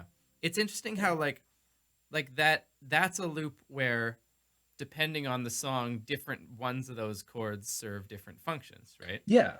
Like Yeah, like Axis you of can. Awesome plays with that when they're doing like they suddenly switch into, which is the Yeah, same chord the same, but pattern, just minor. starting Yeah, on the minor, yeah, but the exact same chords. but the So in same that effect. case, Yeah, your far away chord has a yeah. And so it sort of emphasizes a point that Tag argues is that in a lot of times, if you have like what he calls shuttles, which are like two chord loops, so you mm, go back and forth between two chords, sometimes you have a clear one of those that's the root. mm, And you can listen to this and be like, we are clearly in G and we are going to D or whatever. right. But like often, if you listen to those, it's not super clear. Like it's sort of more about occupying the space between the chords than it Yeah. is this clear directional motion. And I think that a lot of like classical and a lot of jazz theory assumes a sense of directionality to harmony, that things are trying to lead you somewhere, and that's not necessarily how modern musicians use chord loops. They're Okay, sort so, of so more, yeah. this is like the Sweet Home Alabama problem. Yes, exactly. Okay, yeah, Exactly, yeah. which is like this is the Sweet Home Alabama chords. Yeah. Sweet Home Alabama. So the question that Yeah. has been bandied around music Twitter and a Yeah. little bit of YouTube is it in the key of D, whatever, or is Yeah. it in the key of G? Yeah. Did you have a strong opinion on this before you started looking into chord loops? So I tend to hear it more in G, if I'm being honest. So I tend to hear it So as 5/4/1. landing on there, and that's Yeah, your that feels more right to me naturally, but I can mm, hear it either way. And okay. that's part of there's good evidence in the song for both interpretations, Mm, because the melody, I want to say Ronnie Van Zant, but the singer, his melody seems to revolve around D. But when you get to the solo, I'm completely blanking on the guitarist's name, but he plays his solo in G, and so it's, yeah, so something the like whole that, thing yeah. revolves around G in that case, and so he's thinking of it in G, but the singer seems to be thinking of it in Mm, D, and like, and the short answer that I think most music theorists will give you is that it's both and neither. yeah. Like, we're all pretty sure it's not in C. Like that's the one chord everyone agrees is almost certainly not the root. Can I hear it in C?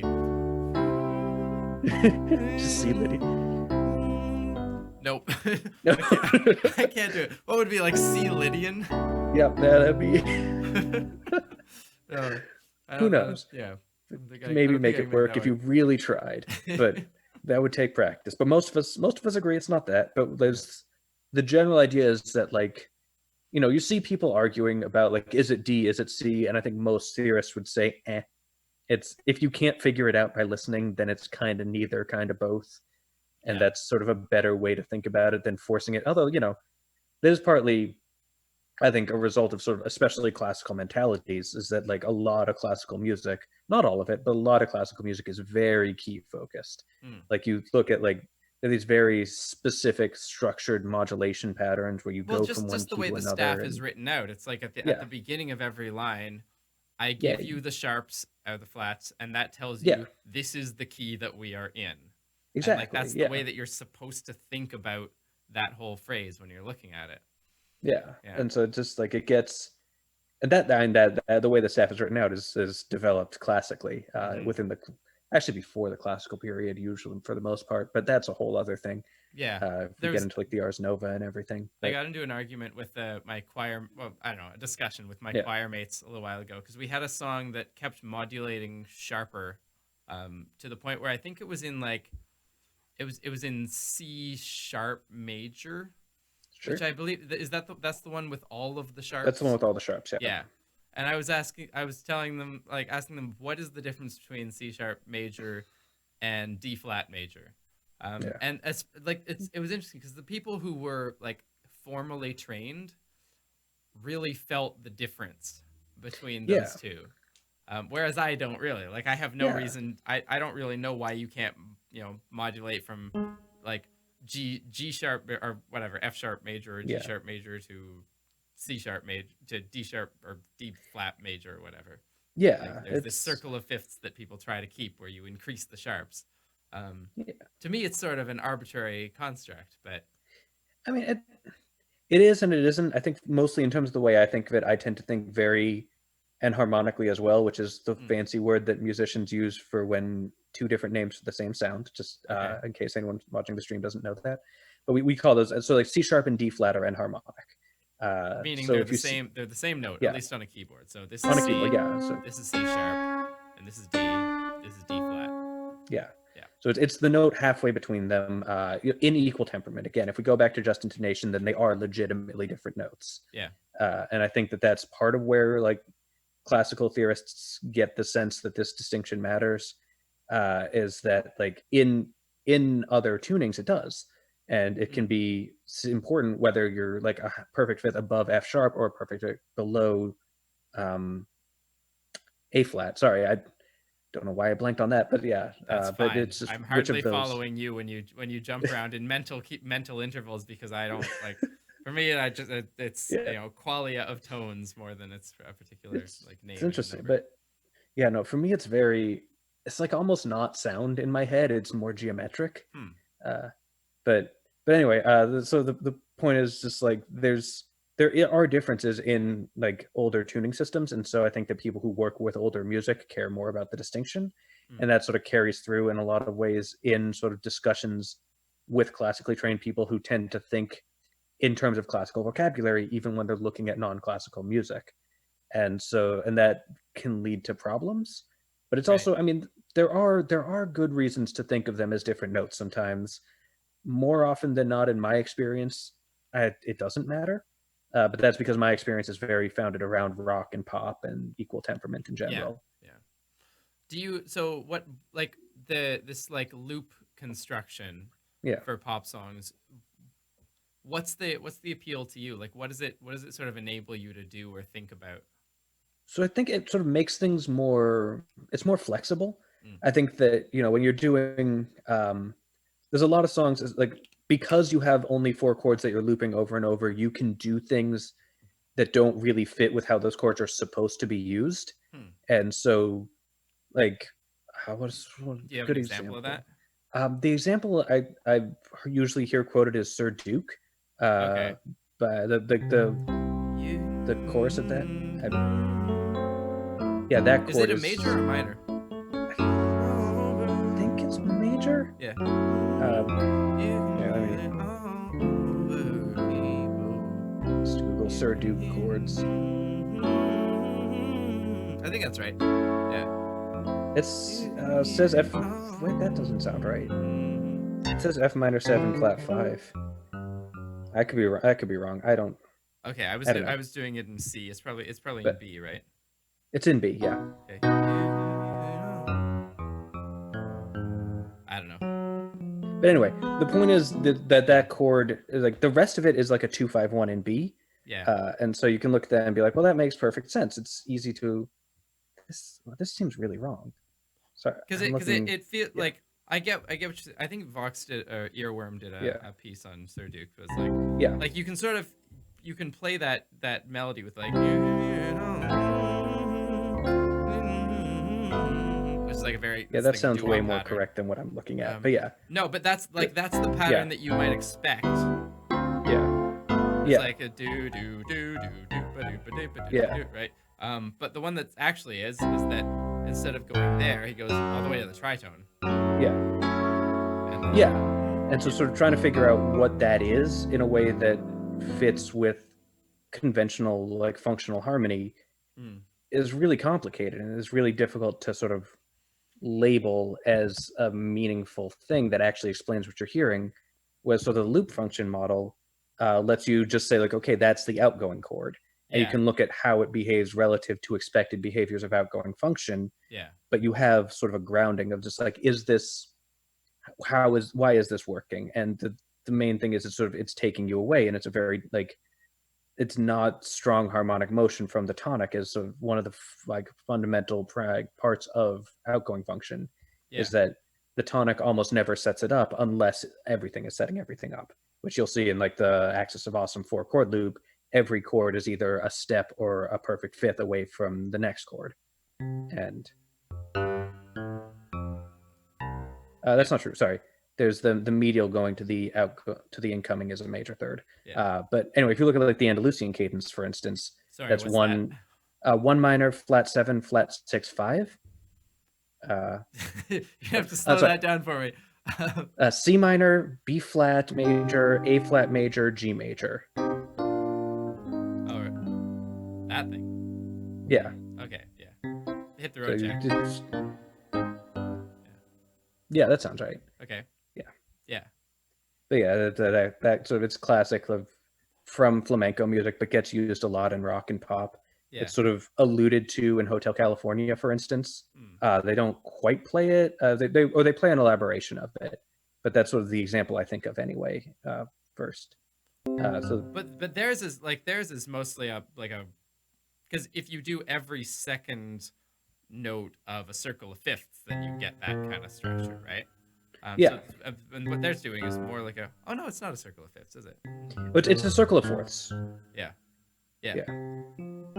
Well, that not quite, because then you're going from No. It's not from the A flat to B. Yeah. It's just like a walk down, like yeah, it's a walk down the minor scale, is what it is. Yeah. One of the weirdest chord loops that I think about and I'm confused about them. I don't know. Maybe this theory would have some insight. "Rock with You" by Michael Jackson. Because it's like, what is it? So it's like the sort of like a, so it's like a plagal cadence. Like that feels like the dominant, the tonic chord is this one. Yeah. It's going from the minor 4 to like stepping up from the flat 7 to the 1. But then the second time,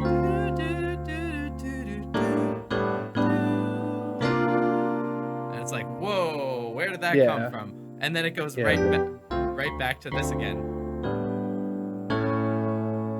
But I think it actually, so then you're like, instead of going from this kind of like, whatever that is, that's the backdoor resolution, the flat 7 backdoor resolution. It's actually doing backdoor to stepping up a different, like back to a different backdoor chord. Wrong, chord. Yeah.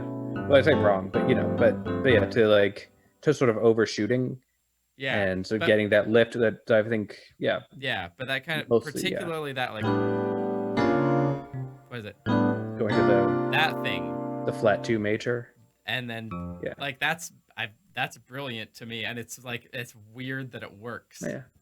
Because it kind of does give you this momentum of like, the first time there's all night and then sunlight. It's like, oh, okay, we're you get that. Yeah. It's more less about where it's coming from and more about sort of going back a couple more, sort of, and looking at its relationship to the chord at the end of the last phrase. Yeah. And which, I mean, I guess you could sort of, if you looked at it as starting on 1 instead of starting on 4, then that becomes 5 and flat 6, which becomes easier. But I think when you say, I think I would agree off the top of my head without listening to the song, that it does sound more like the final chord is the 1. So it would be like 4 flat 7 1 makes more sense to me. Yeah, well, it's my recollection. Like the rest of the song kind of like it's one of the songs that feels like it's always playing around without hitting the actual tonic, like especially in the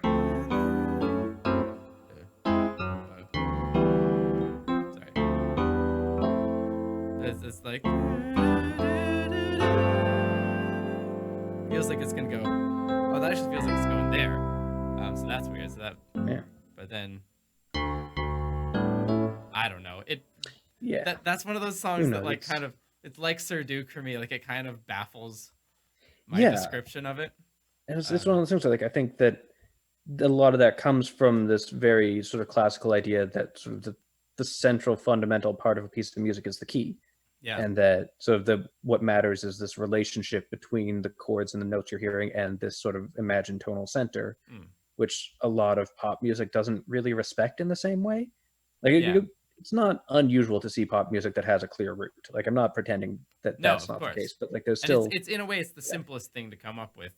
Yeah. If you were raised on any sort of Western tradition of music, especially if if you were raised on the type of music that is made for babies, usually there's a very clear tonal center. Very clear, yeah. A lot of that stuff's really old too, which is part of why. But you have these things where like there's this clear what am I saying? So hold on, let me construct a thought before I start talking, because otherwise it's going to be gibberish. Sounds But good. but no, I think that if you look at a lot of modern music, there just isn't as strong an emphasis on those sorts of behaviors that lead to a strong tonality. So you can sort of label a tonal center and be like, this is in G or Mm, whatever, and then go and put like, okay, so if this is in G, then this is the 3 chord yeah, and whatever. But like that doesn't really tell you as much about what it's doing as sort of putting those labels on like a Mozart piece might. yeah, Where you come in and be like, well, I'm saying this is the 5, and that tells you a lot about what set it up, where it wants to go, what's going to happen. And then we go, okay, it's the 5 going to the 6, and that means something. yeah, But like in a lot of more modern music, it doesn't necessarily, to just say like, okay, this is the 4. It's like, okay, cool, but what is that? What is that 4 doing? Where is it going? There's a lot less sort of conventional behavior that we can sort of yeah, rely on. And again, it still shows up. Like that's yeah, not to say that this is not a thing, but especially in sort of modern like popular music, you do see a lot of places where it's just like this chord doesn't make any sense from a traditional classical model, and so we need other models. And that's sort of one of the things that yeah, excites me about the loop function model, is that it gives me a way to talk about these chords and talk about these progressions in a way that doesn't assume that there's something they're not. yeah. Because it seems like music theory is kind of like linguistic theory in that it more follows practice, right? Like it's Yeah, not prescriptive. You're trying to figure out what people are doing as opposed to telling them what should they should be done. Is that's how that I correct? think music theory should be. Yeah. Yeah, and that's how I think most modern theorists would agree with you. Okay. Like there's certainly hasn't always been that, and isn't universally that. There's Hmm. a lot of especially historically, there's been a lot of prescriptivist theory that says, if we go back to like the harmonic monists versus dualists, that was a prescriptivist argument. Hmm. That was a question of like which of these is correct, instead of which of these I think feels more right. Yeah. And so it becomes, and that sort of comes back again also to the question of sort of employing scientific approaches, because a lot of these attempts to employ scientific approaches are attempts to objectivize music Yeah. and to say like this is fundamentally true, this timbre is the better timbre or whatever.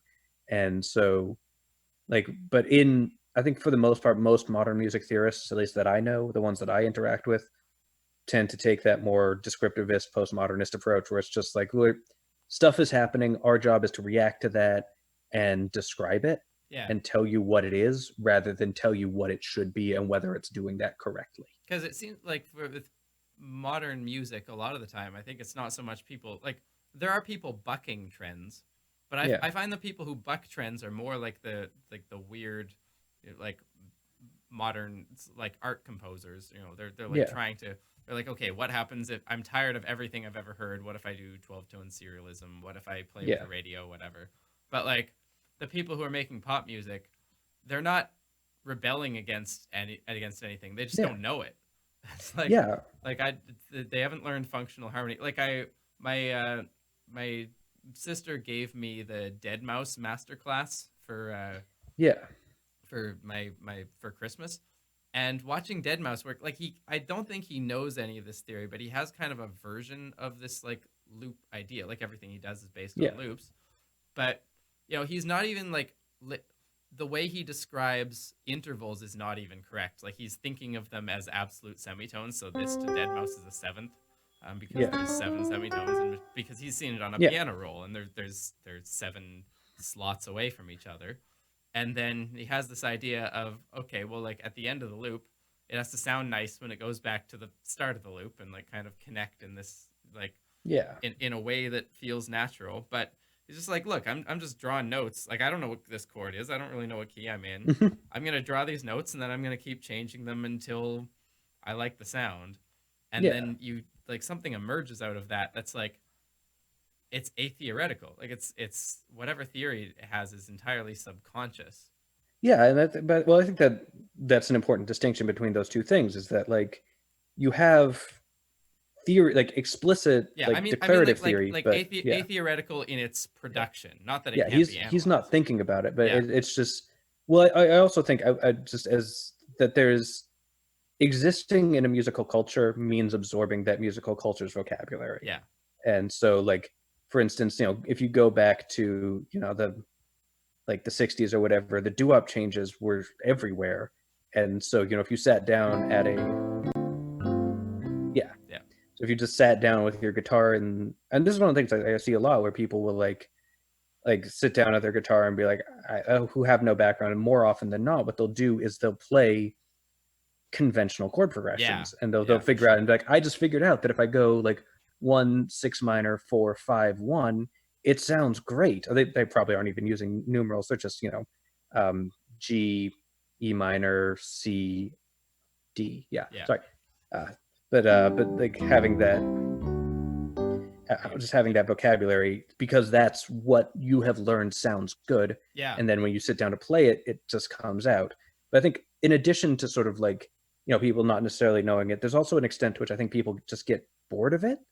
Like I think that's one of the things, like if you look at modern music, like if you look at classical music, the 5-to-1 resolution, like D to G or whatever, in the key of G, that's like, it's a huge thing. It's a really important thing. And then jazz music too, it takes on either like different roles, but it's still a very important part of the structure. But and if you look at like modern popular music, it's really hard to find 5-1 resolutions. Like they're out there, they exist, but they don't get played very much. And that's partly because I think to a lot of people, they just sound dated. Like you play them and like, okay, that sounds fine, but it's like, it's bland, it's boring, I've heard it. And so you want to be like, okay, well, what do I do that maybe sounds a little bit spicier, that sounds a little bit more interesting? What other chord could I play there? And so you may not know like, oh, this is a 5-1 and it sounds dated because it was the sort of resolution that Mozart used or whatever. You may not have that level of like knowledge about what you're doing, but you have this sense that if you just do it, it just doesn't sound great. It's sort of in the same sort of like jazz players will talk about like not playing the butter notes, which are sort of the notes that are like good over a specific chord, like avoiding the root and whatever, and playing fancy notes over it. Spicy and interesting and makes you not a cliche. You go like, ooh, I didn't think that would work, but then it does. And that's like, ooh, I didn't think that would work, but then it does is like the definition of jazz, more or less. But although I also think with like loop songs, there's a way that a good loop is one that always feels like it could go again, right? And and like there's such a strong resolution to like what am I doing? Like so like in the like it feels like if you go there, the song's over, you know? Yeah. Whereas if you just repeat it endlessly, you could have this on a loop for 10 minutes, or you can fade it into another song, or you can, that's a large part, and that's partly why I think a large part of why I think that like plagal cadences, which is the resolution from 4-to-1, which in C would be F to C. You have and it gives you the sense of like, oh, we've landed, we've arrived, but it doesn't feel as final. It doesn't feel like, oh, we're at rest in the same way that 5-to-1 does. And so I think part of why that's become such a popular thing, and you see like a lot of 4-chord loops will end on the 4-chord going back to 1, just because that feels like you can keep going, like you're not done yet, like it's time to keep moving on. And that's why it's a really popular incoming chord. It's a really good way to resolve without losing your momentum. And I think loops are really about maintaining momentum, like you said. Pump you up. And also get it stuck in your head. Like if you've got a little bit of the chorus of a song in your head that's got a perfect loop that never ends, that's going to be in there all day. And you never get that finality, and it's but no, I would agree. Okay, so loops. You got anything else in the pipeline? I mean, right now I'm sort of I tend to focus one at a time, so I'm working on a song analysis video this week. I tend not to spoil what those songs are. Sweet. I won't ask you to do that here. I will say it is a band I probably should have talked about a long time ago. All right. Finally getting to. But beyond that, like I don't know. I sort of like play around with like what different ideas, but mostly like I decide what I'm doing a video on next week on Friday. I'll be like, oh, Thursday, Friday, I'd be like, okay, well, time to decide which of these ideas to do. It's sort of been mulling over some more like philosophical things that drifting more in that direction. Like one of the things I've been thinking about is sort of the idea that to go back to some stuff we were talking about before, like the whole like idea that music is fundamentally just sound waves, and why I think that's not necessarily a good way of viewing it. Hmm. I've been thinking of. I'm not sure when that video is going to come out or if it's going to come out. I need to sort of.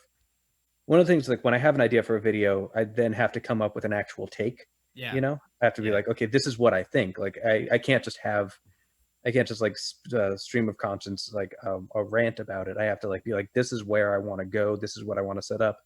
And so like, in the video I did recently about sort of like what music theory isn't, that one, looking at like different ideas, I knew that I wanted to structure that as a way to sort of build into the argument that music theory isn't a science, Hmm. and sort of build into that from supporting arguments. And so like I have a lot of like things where like, oh, this would be a really fun thing to talk about, but I don't have a take yet. And so until I do, I don't know when I can actually make a video about it. Yeah.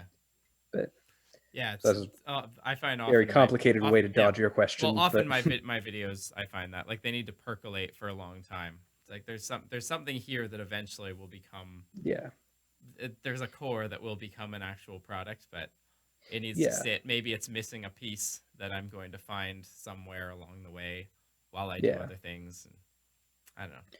Yeah, yeah. makes And sense. I think, I don't know. And then partly like one of the reasons that I have stepped back from doing weekly videos to sort of taking 1 week off a month, or doing Mm-hmm. 3 videos a month, which in some months is 2 weeks off.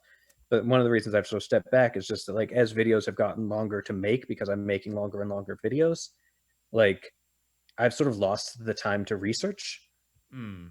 And so like I haven't been able to like make what like delve into these complicated topics as much, and I've sort of had to rely more and more on stuff I remember from music school, or stuff that I can is in an area that I know well enough that I can start researching it and finish that research in a day or two. And so that has sort of cut me off from things, and that's part of why I've tried to reclaim that extra week, is just like set aside time to just go read more challenging things, read more things that I can't absorb in a day or two and that I really need to sit with. And I think like the loop function video, for instance, I don't think I could have done if I hadn't had that time, because I had to like really read it, and not just like read what he was saying, but because it was so different from how I was taught to think about music, I sort of had to sit and absorb it and like let it, so like I said, percolate and think about what I'm doing, and in a way that I hadn't really been giving myself time to. So I just, hopefully in the future I will have more time. Like there's a lot of books, like I've been meaning for a long time to just sit down and read George Russell's Lydian Chromatic Concept. Uh, That sounds like a mouthful. yeah. Oh yeah. It's, I've tried before. I've sat down like being like, I'm gonna make a video about this, and I've sat down and started reading. It's like, I'm not gonna make a video about this week. So this is a This very is like just, is this in it like is this one of these sort of like Bible like tomes of music theory? yeah. I mean, it's one of those like, it's really foundational to a lot of jazz theory, Mm. in a way that sort of it doesn't get as much credit for as it probably deserves these days. I think it's sort of, it's not that people have forgotten it. It's just like it doesn't get referenced as much because there's alternate models that I think Mm. are simpler. Yeah. But it's sort of, if you look at like modal jazz, especially, like he had a huge influence on, his theories had a huge influence on how modal jazz developed. And I think sort of going back and understanding from primary sources what his thing is, but it's like, it's so, it's not even like necessarily super long. It's just super dense and like weirdly spiritual about itself, in a Hmm. way that's just like, a lot of theory stuff winds up Yeah. getting that way, because you get these people who just like come up with this new revolutionary model, and they're convinced that this is the model, this is the one that like defines music.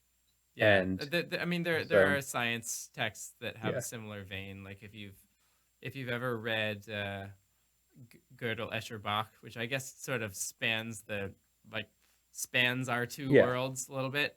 yeah, It has very much that vibe. Where like I started reading it and I haven't gotten through it yet. I've gotten a lot further than I had before, but the first time I began reading it, it's like, it starts with these like strange sort of vignettes of like Achilles and a tortoise like philosophizing about things, and yeah. I had to stop and the sort of like I think I went to Twitter and I asked people like, "Hey, this is a smart audience. Is this book like is this worth reading?"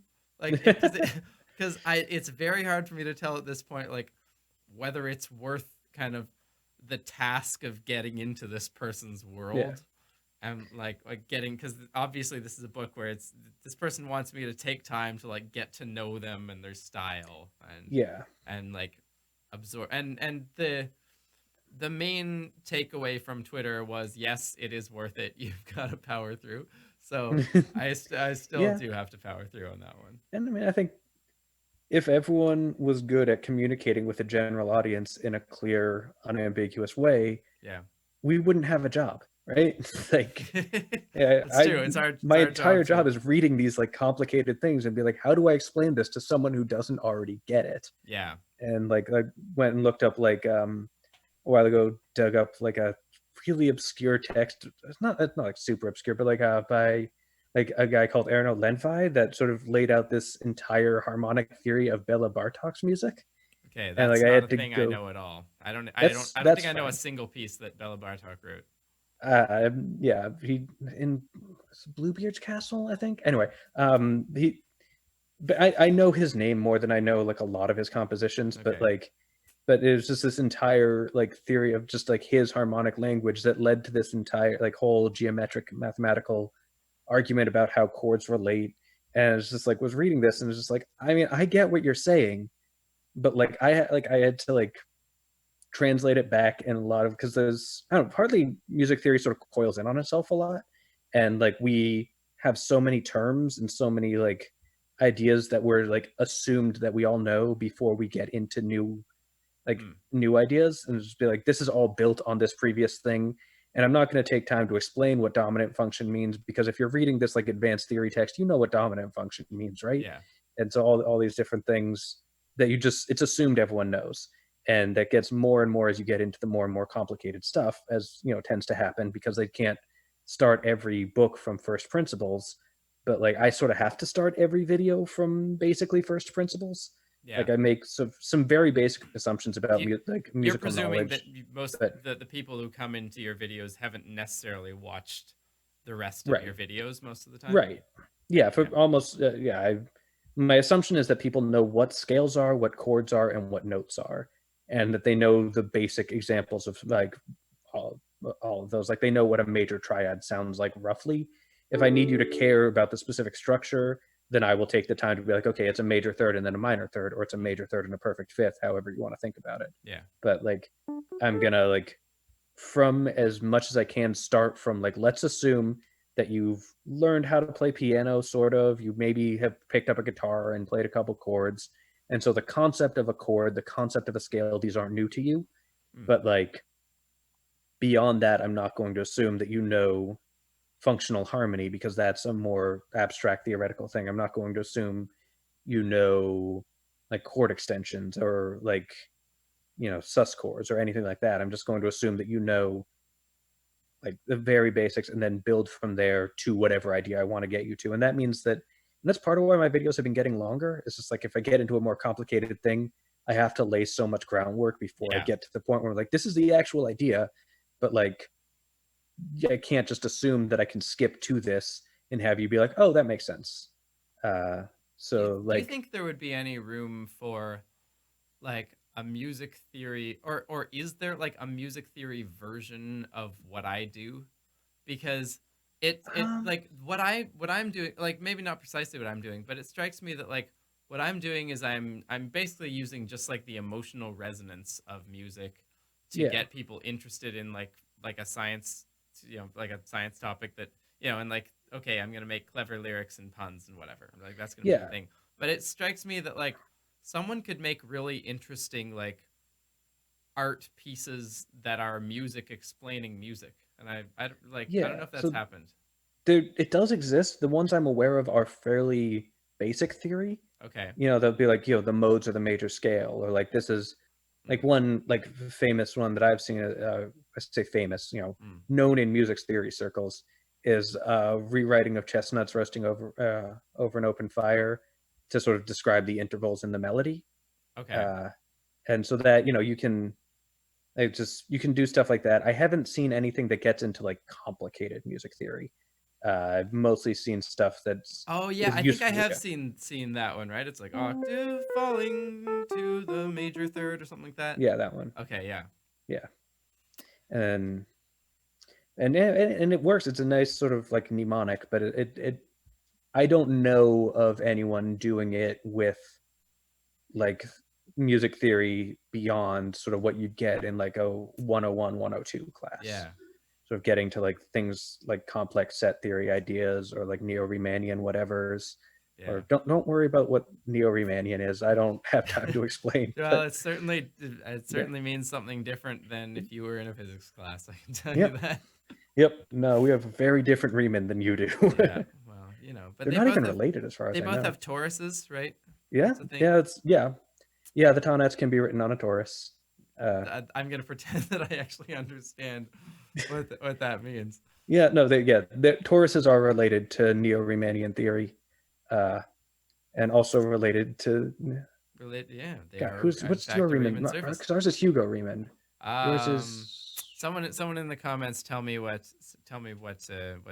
Riemann, what's our good old scientist Riemann. What his actual first name is Herman? I don't know. Cory, we have a little tradition here where we do the we have a theme song at the end that we're gonna do. So I'm gonna do the. We're gonna submit to the chat who's clamoring for the theme song. We're do the theme song. See if we can get it going. For the 44 of you that have stuck around, that are still watching us bang on about music theory, I'm afraid that we've probably lost some of the science crowd, but I do not care because this is actually, I think this is the funnest conversation that I've had in a while. But hold on, let's build up a loop. Here we go.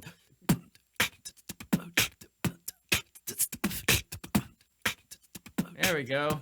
Let's bring in the bass.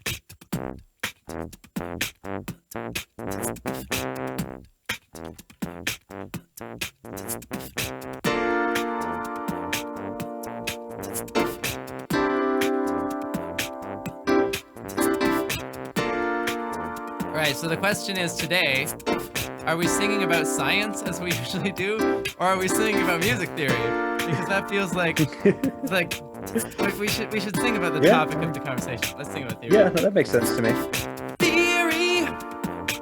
We're gonna sing about theory of music. We're gonna sing about theory. We're gonna sing about theory of music. We're gonna sing about theory. We're gonna sing about theory of music. We're gonna sing about theory. There we go. We're gonna sing about theory. All right, what do we got here? We're gonna sing about. What should we sing about a theory today? We're gonna sing about a plagal cadence. I don't know. What other topics? I don't know them as well. Who's the name of the loop guy?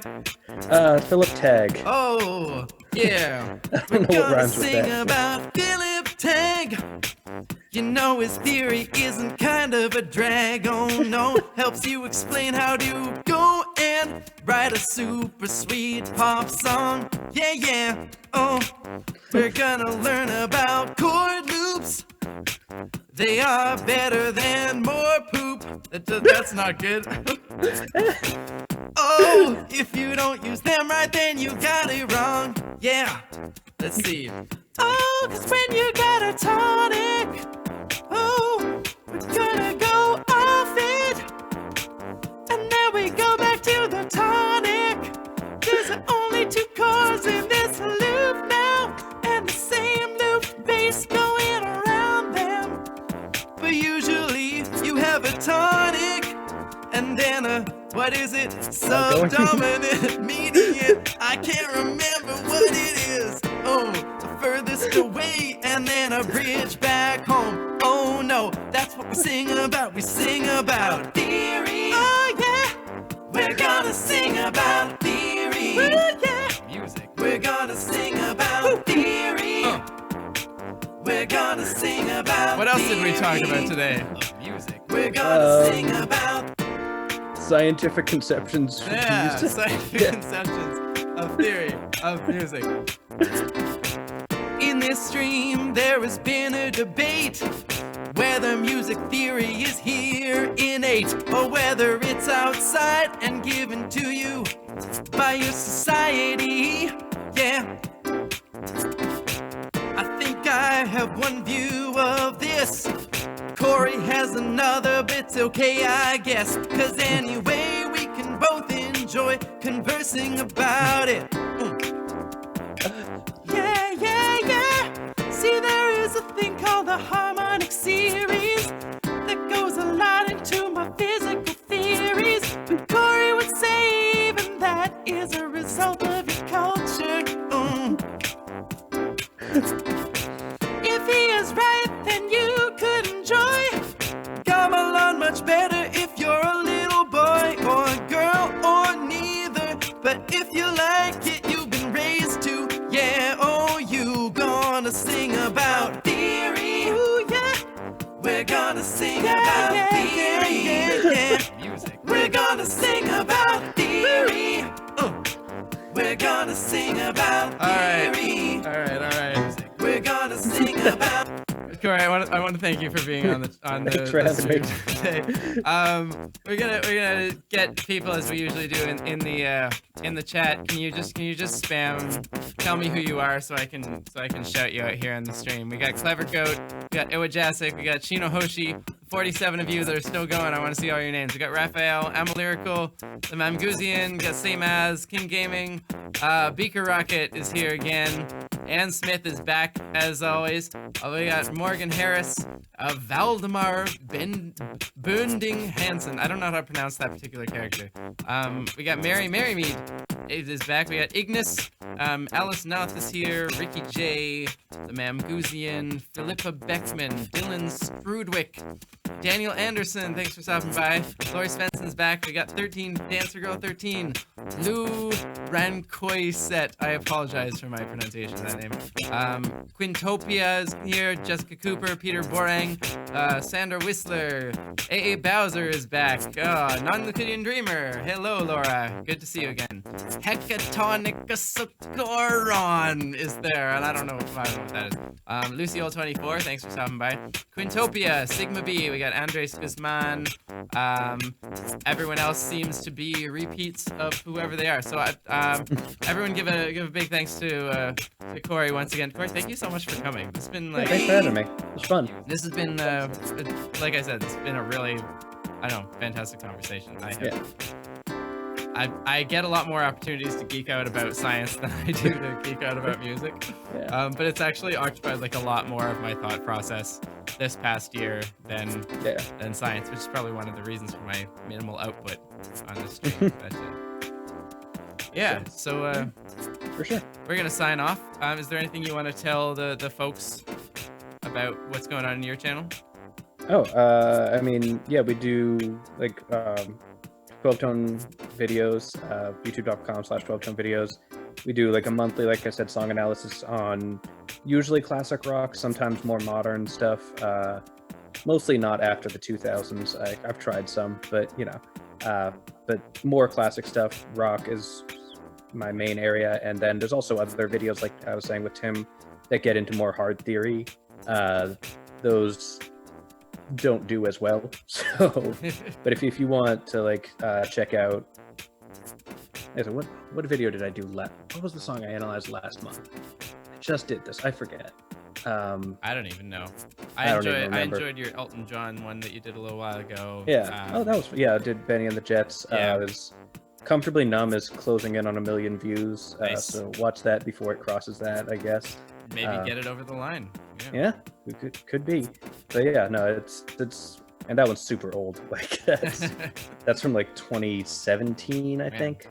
God, I've been doing this a long time. Yeah, well, I mean, it is like these songs. If you don't pick a song that's the flavor of the month, then it really is evergreen, right? Like, people are gonna keep coming back and discovering it. So yeah, that's the whole thing about it. That's part of why sort of built my brand around dad rock. Yeah, it's just like dad rock is never going to go out of style. Yeah, the world will always have dads. All right, Cory. Well, thanks for coming. Well, thanks for having me. Everyone, go and subscribe to Cory, and see you tomorrow. We've got got Grant from 3 Blue 1 Brown coming on Wednesday, but tomorrow I think I'm gonna do a solo show. So see you guys then. Have a good time. Bye, Cory.